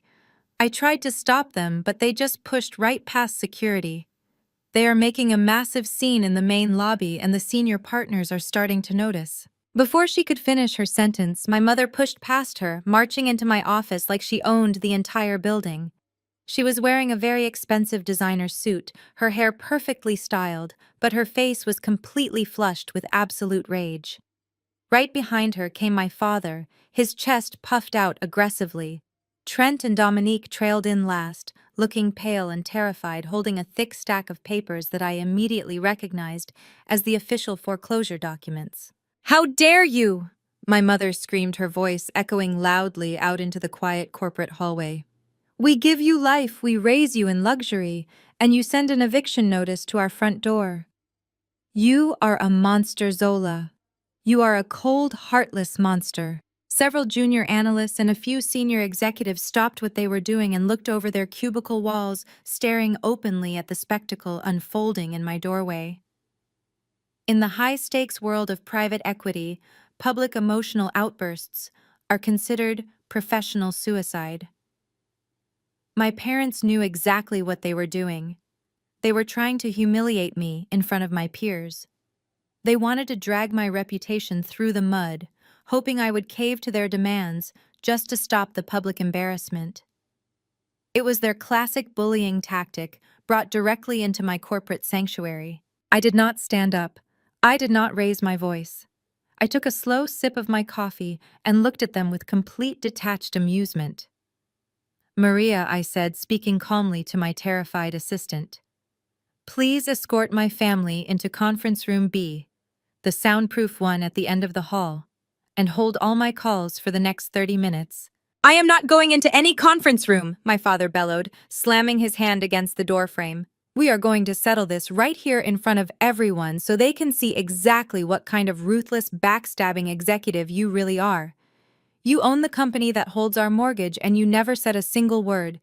You sat at that table and watched us beg while you held the power to fix everything." I finally stood up slowly, buttoning the front of my suit jacket. I walked around my desk and stopped just a few feet away from my red-faced father. "If you want to shout about your financial failures in the middle of my firm, that is your choice, Dad." I said, my voice low enough that only they could hear the absolute venom in it. "But before you scream any louder, you might want to look at exactly who is standing in conference room B right now." My father frowned, following my gaze down the long glass hallway. At the very end of the corridor inside the large glass-walled conference room, two men wearing dark suits were sitting quietly at the long table. They did not look like bankers or corporate lawyers. They had the stiff, upright posture of law enforcement. "Who are they?" Trent asked, his voice trembling slightly. "Those are the men who are going to decide whether you leave this building through the front door or in the back of a federal cruiser," I replied, locking eyes with Trent, until he physically stepped back. "Now you have a choice. You can keep screaming in my lobby, and I will have security physically drag you out to the curb, or you can walk into that conference room, and we can have a quiet family discussion about forged signatures and wire fraud." The color instantly drained from Trent's face, leaving him looking sick and gray. Dominique's mouth fell open, her eyes darting nervously between me and the two men down the hall. Even my father, who rarely backed down from a confrontation, seemed to realize that he had completely lost the upper hand. He grabbed my mother's arm and pulled her roughly toward the hallway. "Fine," my father muttered through clenched teeth. "Let us go to the conference room, but you better have a damn good explanation for this, Zola." I watched them march down the hallway, their earlier arrogance completely replaced by a tense, suffocating fear. I turned to Maria, who was still standing by the door, clutching her tablet. "Thank you, Maria," I said softly. "Close my office door and make sure nobody interrupts us. This is going to be a very messy demolition." I picked up the thick black folder from my desk, the one containing the forensic accountant's report, the photos of Trent's mistress, and the clear images of the forged loan documents. I walked slowly down the hallway, the heavy carpet absorbing the sound of my footsteps. I could see them through the glass walls of the conference room, sitting rigidly across from the two men in dark suits. My parents looked furious but confused, while Trent and Dominique looked like they were waiting for an executioner. I placed my hand on the heavy glass door, taking one final deep breath before stepping inside. The public humiliation attempt was officially over. It was time for the controlled demolition to begin. I pushed open the heavy glass door of conference room B and walked inside, letting the door click shut behind me, sealing us in absolute silence. The two men in dark suits sat perfectly still at the far end of the long mahogany table. They were federal agents from the Financial Crimes Division, and they had already been briefed on everything. They did not say a word when I walked in, they just watched. My father, Calvin, slammed his hands flat on the table the moment I took my seat at the head of the room. He pointed his finger at me, his face twisted in a mask of absolute fury. "You call whatever department sent that notice, and you cancel it right now," he demanded, his voice shaking with rage. You own the company holding our deed, Zola. You have the power to make this go away with one phone call. I am not going to let you humiliate your mother and me in front of our neighbors because you want to throw a temper tantrum. My mother crossed her arms over her chest, nodding along with him. You are acting like a spoiled child, Zola. She scolded, her tone dripping with condescension. Trent made a bad business deal, and now you are punishing all of us just to prove a point. Stop this nonsense right now and call your bank. I did not reach for my phone. I did not raise my voice or show a single ounce of emotion. I simply unclasped the heavy leather flap of my briefcase and pulled out the thick black folder David the forensic accountant had prepared for me. I placed it flat on the polished wood and slid it slowly down the length of the table. It stopped directly in front of my father. Before I make any phone calls, I suggest you open that folder, Dad, I said, leaning back in my chair. Because you are right about one thing. I do own the company that holds your mortgage, and as the primary investor, I have the right to know exactly where my $500,000 went. My father glared at me, but his curiosity and his desperate need to regain control got the better of him. He flipped open the heavy black cover. My mother leaned over his shoulder to look. The very first page was a brightly colored pie chart breaking down the exact flow of the predatory loan money accompanied by copies of offshore wire transfers. What is this? My father asked, his brow furrowing in confusion. These are international bank records. What does this have to do with Trent's car import business? There is no car import business, I explained, my voice echoing coldly off the glass walls. Prestige Auto Imports does not exist. It is a fake company registered to a shipping store mailbox. Trent never imported a single vehicle. Instead, he took your house and used it to secure a $500,000 cash loan from my company. He then wired over $300,000 of that money to illegal sports betting syndicates in the Cayman Islands and Macau. My mother gasped, stepping back from the table as if the folder had physically burned her. That is a lie, she stammered, looking frantically at Trent. Tell her it is a lie, Trent. Tell her you were investing in global markets. Trent did not say a word. He was staring down at his hands, completely paralyzed by fear. His silence was louder than any confession. But my parents were not ready to let go of their perfect white son-in-law. My father shook his head vigorously, tapping the paper. No, there has to be a mistake here, Calvin insisted blindly. He was probably defrauded by a foreign broker. Trent is a smart boy. He would not throw away $500,000 on football games. You are manipulating the data, Zola, just to make him look bad. I felt a cold smirk touch my lips. Turn to the next page, Dad. Tell me how I manipulated that. My father turned the page. Staring up at him was a crisp, high-resolution photograph of a 22-year-old blonde girl wearing designer sunglasses and holding a tiny dog. Pinned beneath the photograph was a copy of a 12-month residential lease agreement for a luxury penthouse apartment in Midtown Atlanta. That is the remaining $150,000 of the loan, I said, watching my mother's face drain of all color. Your brilliant son-in-law used it to prepay a full year of rent for his mistress. He has been buying her luxury cars, designer handbags, and expensive vacations, using the equity from the house you spent 30 years paying off. The room went dead silent, the illusion shattered completely. My mother let out a small, broken sound, covering her mouth with her trembling hands. She looked at Trent with absolute disgust, finally seeing the parasite he truly was. Then she turned her attention to my sister Dominique, who was sitting next to Trent, with tears streaming down her face. "Oh, my sweet baby!" my mother cried, rushing over to Dominique and wrapping her arms around her shoulders. "I am so sorry, Dominique. He tricked you. He tricked all of us. We had no idea he was doing this to you." But Dominique did not lean into our mother's embrace. Instead, she physically pushed our mother away, letting out a loud, ugly sob. "Stop it, Mom," she screamed, her voice cracking under the weight of her own guilt.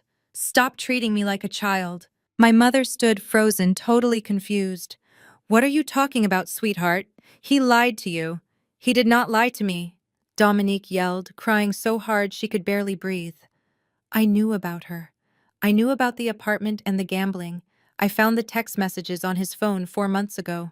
My father looked like he had just been physically struck. You knew, he asked, his voice barely a whisper. You knew he was sleeping with another woman and gambling away our house, and you did not say a single word. Dominique buried her face in her hands, sobbing hysterically. What was I supposed to do? She cried. If I exposed him, he would have cut off the credit cards. I needed the money to maintain my lifestyle. I have 60,000 followers on Instagram, Mom. I am a luxury lifestyle influencer. I could not just post that my husband was a broke, cheating loser. I had an image to maintain. So we made a deal. I let him keep his little girlfriend, and he kept buying me whatever I wanted using the loan money.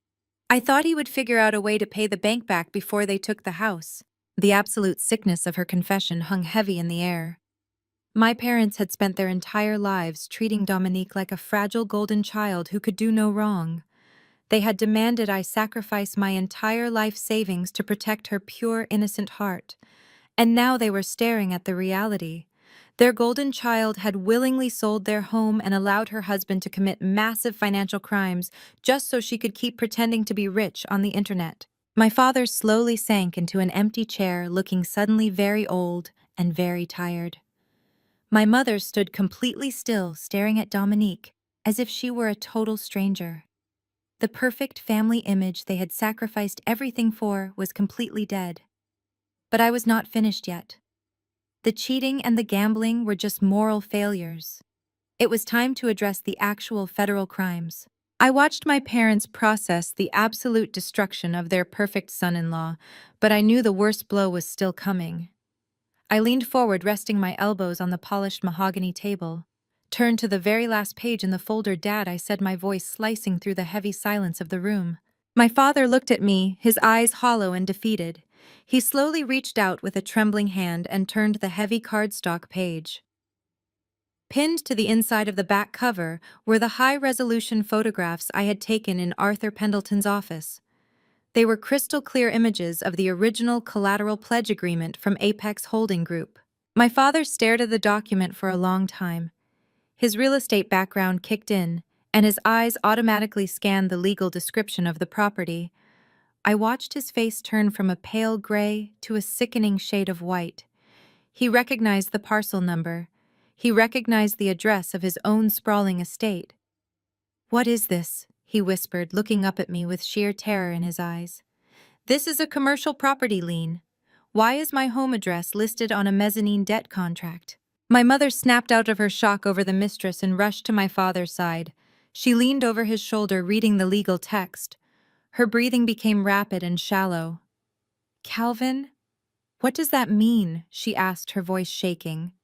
"Why is our house on Trent's loan paperwork?" I did not let my father answer her. I answered for him.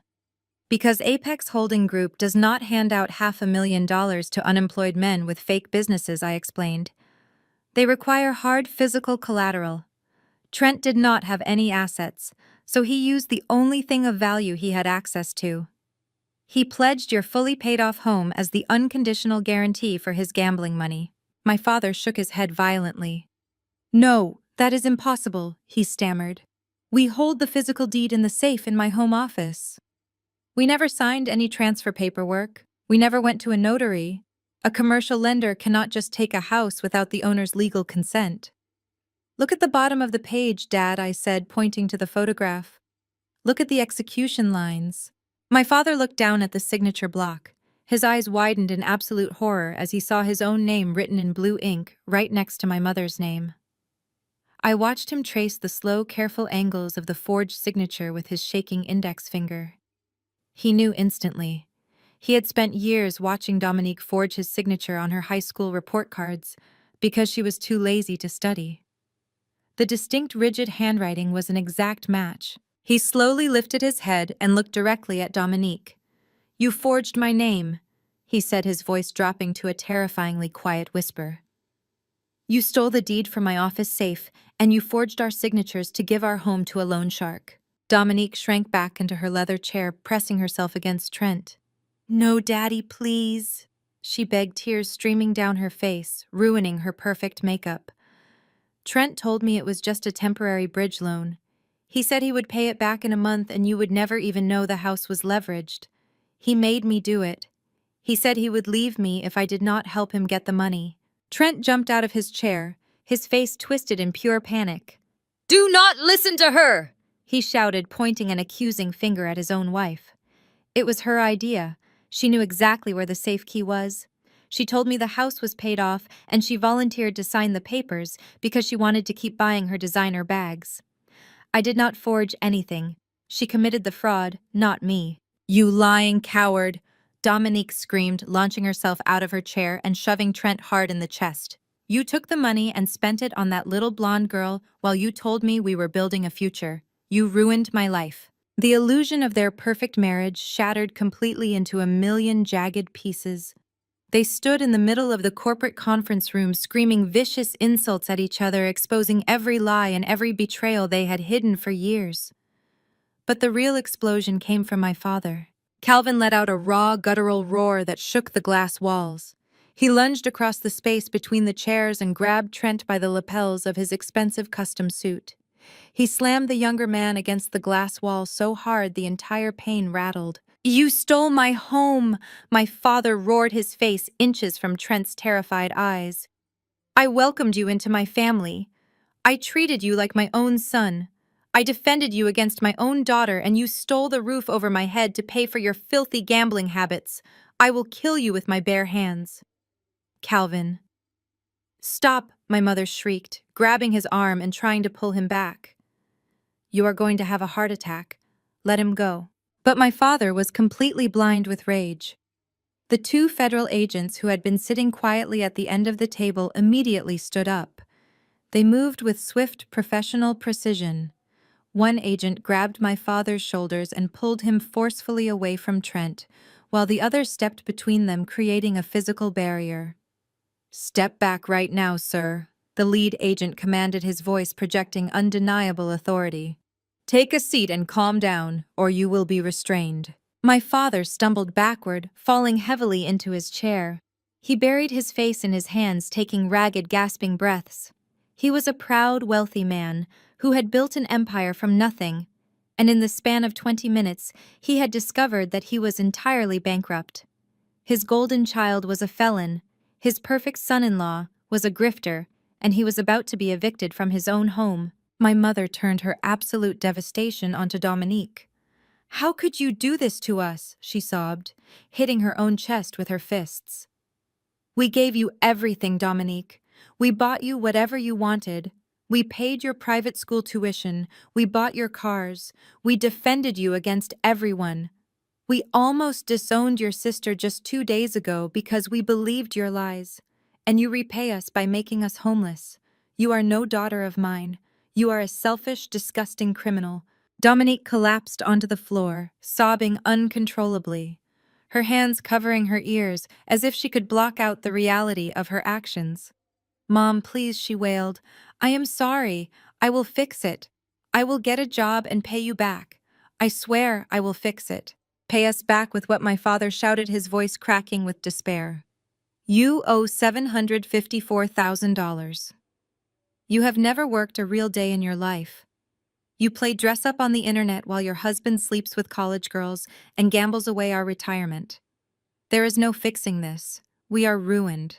The family loyalty they had preached about my entire life, the blind devotion they had weaponized to manipulate me, had completely evaporated. They always told me that blood was thicker than water, and that family must always stick together no matter what. But that was only true when it was my money on the line. When the money ran out, and the truth was exposed, they turned on each other like starving animals. They threw each other under the bus without a single second of hesitation. Trent was willing to send his wife to prison to save himself, and my parents were willing to verbally destroy the daughter they had worshipped for 29 years. I sat at the head of the table watching the utter devastation unfold with complete detachment. I did not feel a single drop of pity. I did not feel any lingering guilt or sadness for the people screaming in my conference room. I just watched the toxic foundation of my family finally collapse under the heavy weight of its own lies. I looked over at the lead federal agent who was still standing between my father and Trent. The agent's eyes met mine, and I gave him a slow, deliberate nod. The personal demolition was complete. It was time for the legal system to take over. My father lifted his heavy head from his hands and looked at me across the long, polished mahogany table. The violent, aggressive rage that had just consumed him was completely gone. In its place was a pathetic, hollow desperation that I had never seen on his face before. He looked like a drowning man desperately searching for a lifeline in a storm. "Zola, please!" He begged, his voice cracking under the weight of his own panic. "You have to stop this right now. You have the money. You have millions in your corporate stock portfolio. You can pay Apex Holding Group and clear this lien before they take our house. We will pay you back, I swear to you on my life. I will come out of retirement and work every single day until you are entirely repaid. Just please do not let those corporate loan sharks take our home." My mother crawled over to my side of the table and reached out to grab my hand. I pulled my arm away before her fingers could even brush against my suit sleeve. "Zola," she cried, tears streaming down her perfectly contoured face, ruining her expensive makeup. "We are so incredibly sorry. We were so blinded by Trent we simply did not see what he was doing behind our backs. But you are our flesh and blood daughter. You are strong and highly successful, and you have the absolute power to fix this nightmare. Call your bank right now and wire the money to Apex Holding Group. Buy the house back for us. Please, sweetheart, do not let your own parents become homeless." I sat perfectly still and looked at the two people who had spent my entire life making me feel like I was absolutely nothing. They were begging me to save them from a massive financial disaster they had actively helped create by enabling my toxic sister. They still did not understand the true reality of the situation. They still thought they were dealing with a faceless corporate entity that could simply be paid off and forgotten. They still believed that enough tears and enough begging would force me to open my wallet and save their precious social status. I leaned forward, resting my forearms on the cool surface of the table. "I am not going to wire any money to Apex Holding Group," I said, my voice perfectly calm and steady, echoing loudly in the quiet room. My father's face twisted in sheer terror. "Why not?" he pleaded, leaning toward me.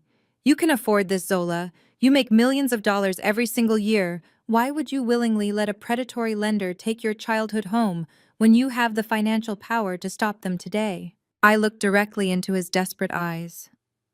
"Because, Dad, you do not understand how corporate acquisitions actually work. I did not just look up the offshore wire transfers and the forged documents on a public internet database. I used my firm's highly classified internal corporate tracking software. Last week, while you and Mother were busy planning your little Sunday dinner ambush to force me to pay Trent's gambling debts, my private equity firm closed a massive corporate merger. We purchased a huge international portfolio of distressed debt companies and predatory lending firms." My father frowned heavily, his mind struggling to connect the financial dots through his blinding panic. "What does your private equity firm have to do with this loan?" he asked, his breathing shallow and rapid. "Everything," I said, letting a slow, cold smile touch my face for the first time. Vanguard Horizon Partners bought an 80% controlling stake in Apex Holding Group last Thursday. I am a senior partner at Vanguard Horizon Partners. I sit on the executive board. I have absolute operational control over the entire distressed debt division. The conference room went completely still. Even Dominique stopped her hysterical sobbing and looked up at me with wide, terrified eyes. Trent stopped breathing entirely. "I do not owe Apex Holding Group a single dime," I continued, my voice slicing through the heavy silence like a razor blade. "You do not owe a faceless corporate bank in another state. You owe me. I own the $754,000 debt. I hold the forged deed to your house. And I am the one foreclosing on the property." The sheer magnitude of the drop hit my father like a physical blow to the chest. He physically slumped back into his heavy leather chair, his mouth hanging open in absolute disbelief. He stared at me as if I had just grown a second head. My mother let out a small, choked gasp, covering her mouth with both of her shaking hands. They finally realized that the monster they had been fighting all week was not some distant corporate loan shark. It was the daughter they had abused, neglected, and pushed aside for 32 years. "You are the bank," my father whispered, his voice completely devoid of life and hope. "Yes, Dad. I am the bank," I replied, folding my hands together. "And the bank does not care about your perfect family image. The bank does not care about your wealthy country club friends or your prestigious church reputation. The bank only cares about the forged collateral that was illegally pledged to secure stolen funds." "You cannot do this!" my mother screamed, suddenly finding her voice again and slamming her fists on the table. "You cannot evict your own parents from their home. We gave you life, Zola. We raised you under that roof. You have to forgive this debt right now. You have to give us our house back." "I gave you 48 hours to back down," I reminded her coldly. "I walked out of your house on Sunday and you immediately unleashed your flying monkeys on me. You had the pastor and my aunts leave me threatening voicemails calling me a greedy monster. You tried to trap me in a fake legal contract with a sleazy lawyer yesterday so I would be held personally liable for Trent's gambling debts forever. You made your choice, Mother. You chose the golden child and the perfect white son-in-law over me. Now you get to live with the absolute consequences of that choice. The house belongs to my corporate portfolio now, and you have exactly 30 days to pack your things and get out." The finality of my words hung in the air like a heavy death sentence. There was absolutely no negotiation left. There were no more emotional manipulation tactics they could possibly use against me. I had completely stripped them of their power, their assets, and their false dignity. But the financial ruin was only the first part of the punishment. Trent suddenly jumped up from his chair. His pale face was slick with sweat, and his eyes were darting wildly around the room looking for a way out. He finally realized that the corporate execution was over and the legal execution was about to begin. "Wait, if Zola owns the company?" Trent stammered, his voice high and thin with absolute terror. "Then she can just cancel the federal fraud report. We can just walk away from this right now. Nobody has to go to jail. We can just sign the house over quietly and forget this ever happened." I turned my head slowly and looked at the two men in dark suits who had been sitting silently at the far end of the long conference table. They had not spoken a single word since the meeting began. They had simply watched and listened as my family confessed to multiple federal crimes right in front of them in a soundproof room. I stood up from my chair and smoothed the wrinkles from my charcoal suit jacket. "Trent, I think it is time you officially met my colleagues," I said, gesturing gracefully toward the two men. The lead agent stood up immediately, followed by his partner. They reached into their suit jackets and pulled out their official badges, letting them hang from metal chains around their necks. They were not corporate lawyers or private investigators. They were federal agents from the Financial Crimes Division of the FBI. Trent let out a strangled cry of pure terror. He did not even try to formulate another lie or excuse. He simply turned around and bolted for the heavy glass door of the conference room. He actually thought he could outrun the consequences of his actions, just like he had his entire life. He did not make it more than 3 steps. The younger federal agent moved with terrifying speed and precision. He crossed the room in an absolute blur, intercepting Trent before his hand even touched the glass door handle. The agent grabbed Trent by the back of his expensive custom suit jacket, spun him around forcefully, and slammed him face first against the thick glass wall. The impact rattled the entire room, making my mother scream in shock. "Get your hands behind your back right now!" the agent barked, his voice commanding and absolute. Trent offered absolutely no physical resistance. He went completely limp, sobbing openly like a small child as the cold, heavy metal handcuffs clicked securely around his wrists. Dominique watched her husband get thrown against the wall and arrested, and her toxic survival instincts immediately kicked in. She scrambled out of her chair and backed away from them, pointing a violently shaking finger at Trent. "It was all him," she screamed hysterically, trying to save herself. "I did not do anything wrong. He forced me to sign those property papers. He threatened to leave me. I am a victim here. You cannot arrest me because I am a victim." The lead agent walked slowly around the mahogany table and stopped right in front of my sister. He reached down to his dark leather belt and pulled out a second pair of steel handcuffs. "Dominique Wilson," he said, his voice completely devoid of any sympathy. "You are under arrest for federal conspiracy to commit wire fraud." real estate fraud, and aggravated identity theft. You have the right to remain silent. No, my mother shrieked, throwing herself forward and trying to grab the federal agent's arm. You cannot take my baby away. She is just a little girl. She did not know what she was doing. Please do not put those handcuffs on her. She is fragile. The agent easily stepped out of my mother's frantic reach. Mom, if you interfere with a federal arrest, I will place you in handcuffs as well and charge you with obstruction, he warned her sternly. My father reached out and grabbed my mother's waist, pulling her back roughly. He was completely broken, but he was not stupid. He knew fighting the FBI would only end with all of them sitting in a federal prison cell. Dominique screamed and thrashed wildly as the agent grabbed her arms and secured her wrists tightly behind her back. She looked over her shoulder at me, her face twisted in pure, ugly hatred. I hate you, Zola, she screamed at the top of her lungs, tears streaming down her face. I will always hate you for doing this to me. You completely ruined my life. I looked at my sister, the golden child who had spent 29 years taking everything she wanted and destroying anyone who got in her way. You ruined your own life, Dominique, I said quietly, my voice perfectly steady. I just stopped paying for it.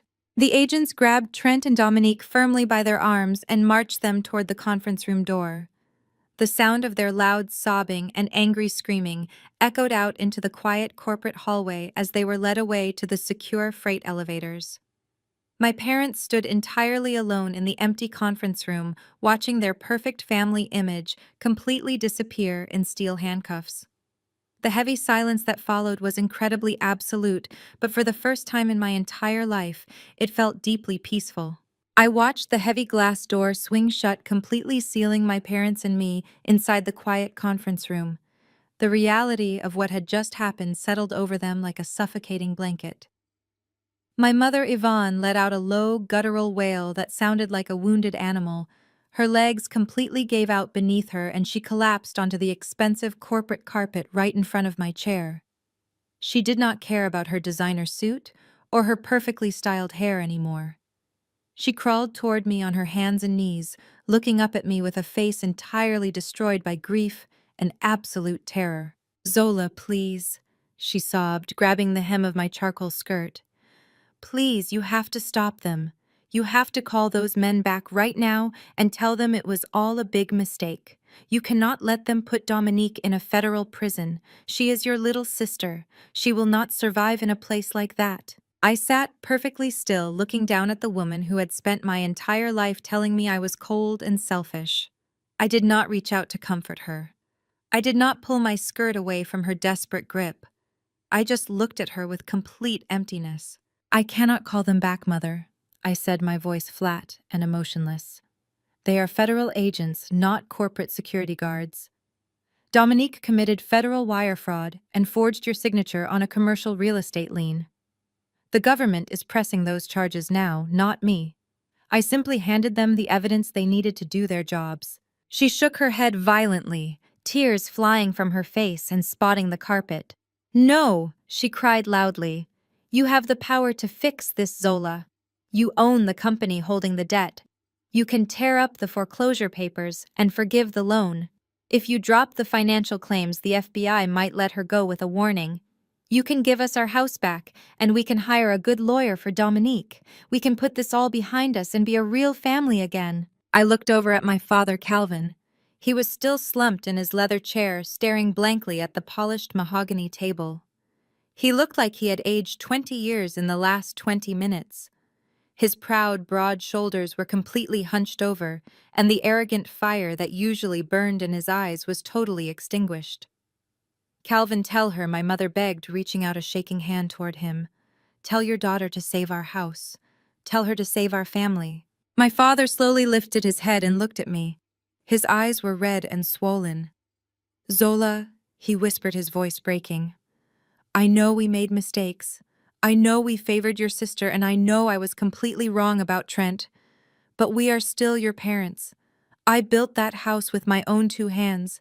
It is our entire legacy. You cannot just evict us and leave us with absolutely nothing. What will our church community say? What will our friends think when they see the bank seizing our property? Please, Zola, I am begging you, as your father, do not do this to us. I listened to their pleas and I felt absolutely nothing. No guilt, no sadness, no lingering desire for their approval. Their tears were not falling because they realized they had abused me for 32 years. Their tears were falling because they were terrified of losing their social status and their perfect public image. They were still only thinking about what the neighbors and the country club members would say. I stood up slowly, forcing my mother to release the hem of my skirt. I picked up my empty leather briefcase from the floor and placed it on the table. 2 days ago, I sat at your dining room table, I said, looking down at both of them. You threw a predatory loan document in my face and told me it was my absolute duty to drain my hard-earned stock portfolio to pay for Trent's mistakes. You told me I was selfish. You told me I was a terrible daughter. My mother wept loudly, burying her face in her hands. We did not mean it, she sobbed. We were just stressed. You meant every single word I said, my voice echoing coldly off the glass walls. And then, Dad, you stood up and delivered your final ultimatum. You told me that if I did not pay the $754,000 in exactly 48 hours, I was no longer your daughter. You told me to walk out of your house and consider myself completely disowned. My father flinched as if I had physically struck him. He opened his mouth to speak, but no words came out. I accepted your terms, Dad. I continued staring directly into his defeated eyes. I walked out of your house and I let the toxic bond completely die. You severed the family tie thinking it would terrify me into submission. But it actually set me entirely free. You said I was no longer your daughter, and you were right. I am not your daughter anymore. I am just a bank now, and the bank is evicting you. My mother let out another agonizing scream, collapsing completely flat against the floor. My father closed his eyes and let his head fall forward, accepting the absolute finality of his destruction. There were no more cards to play. There were no more flying monkeys they could send to manipulate me. I turned my back on the people who gave me life, and I walked out of the soundproof conference room. I did not look back. I left them sitting on the floor of my corporate office, surrounded by the shattered ruins of the lies they had spent 30 years building. 6 months have passed since that morning in the conference room. The dust has finally settled, and the reality of the legal system has taken its full course. Trent tried to negotiate a plea deal, but the federal prosecutors had overwhelming evidence against him thanks to the forensic file I provided. He pled guilty to multiple counts of wire fraud, identity theft, and illegal gambling operations. He is currently serving a 10-year sentence in a federal penitentiary. The 22-year-old mistress he was funding completely vanished the moment the offshore bank accounts were frozen. Dominique's life became a very public and very humiliating disaster. The FBI seized her phone and her computers for evidence. Her highly curated Instagram account went completely dark for a few days before the local news stations picked up the story of the massive fraud investigation. Her 60,000 followers turned on her, instantly tearing her apart in the comment sections. She is currently out on bail, waiting for her federal trial to begin next month. She is living on a friend's worn-out couch, working shifts at a fast food restaurant just to pay her public defender. The luxury influencer lifestyle she was so desperate to maintain is entirely dead and buried. As for my parents, the foreclosure process was swift and absolutely merciless. Vanguard Horizon Partners seized the sprawling brick estate in Buckhead. I made sure the eviction happened on a bright Saturday morning when all the wealthy neighbors were home to watch. The moving trucks arrived, and my parents had to carry their belongings out the front door while the entire gated community whispered and pointed. They lost their country club memberships because they could no longer afford the dues. They stopped attending their prestigious megachurch, entirely too deeply ashamed to show their faces to the pastor and the congregation after the massive scandal was exposed. They now rent a tiny 2-bedroom apartment on the extreme outskirts of Atlanta, living on fixed Social Security incomes and drowning in medical debt from my mother's stress-induced panic attacks. I never spoke to them again. I changed my personal cell phone number and instructed the security desk at my office building to permanently ban them from the premises.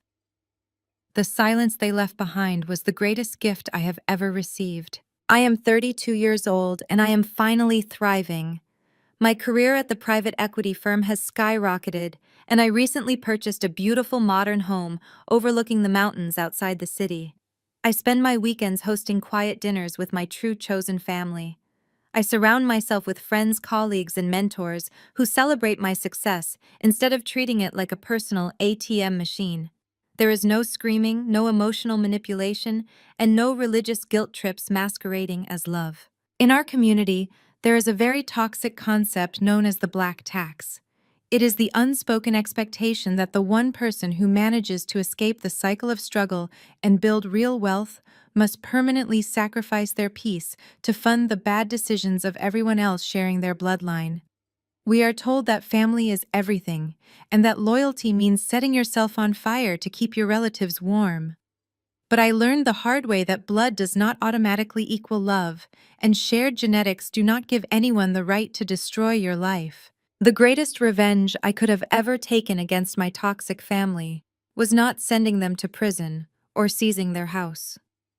The greatest revenge was simply refusing to play the role they assigned to me. I stopped being the scapegoat, and I started being the architect of my own absolute freedom. Have you ever had to draw a permanent hard boundary to protect your peace and your financial future from a toxic family member? Have you ever had to walk away from the people who were supposed to love you just so you could finally breathe? I would love to hear your stories of survival and independence in the comments below. If this story resonated with you, please hit the like button and subscribe to the channel for more content about breaking toxic cycles and reclaiming your personal power. Share this video with anyone who might need a reminder that walking away from abuse is not selfish. It is basic survival. Thank you for listening to my journey. Remember, your worth is not defined by the people who are too blind to see your value. Stay strong, protect your peace, and I will see you in the next story.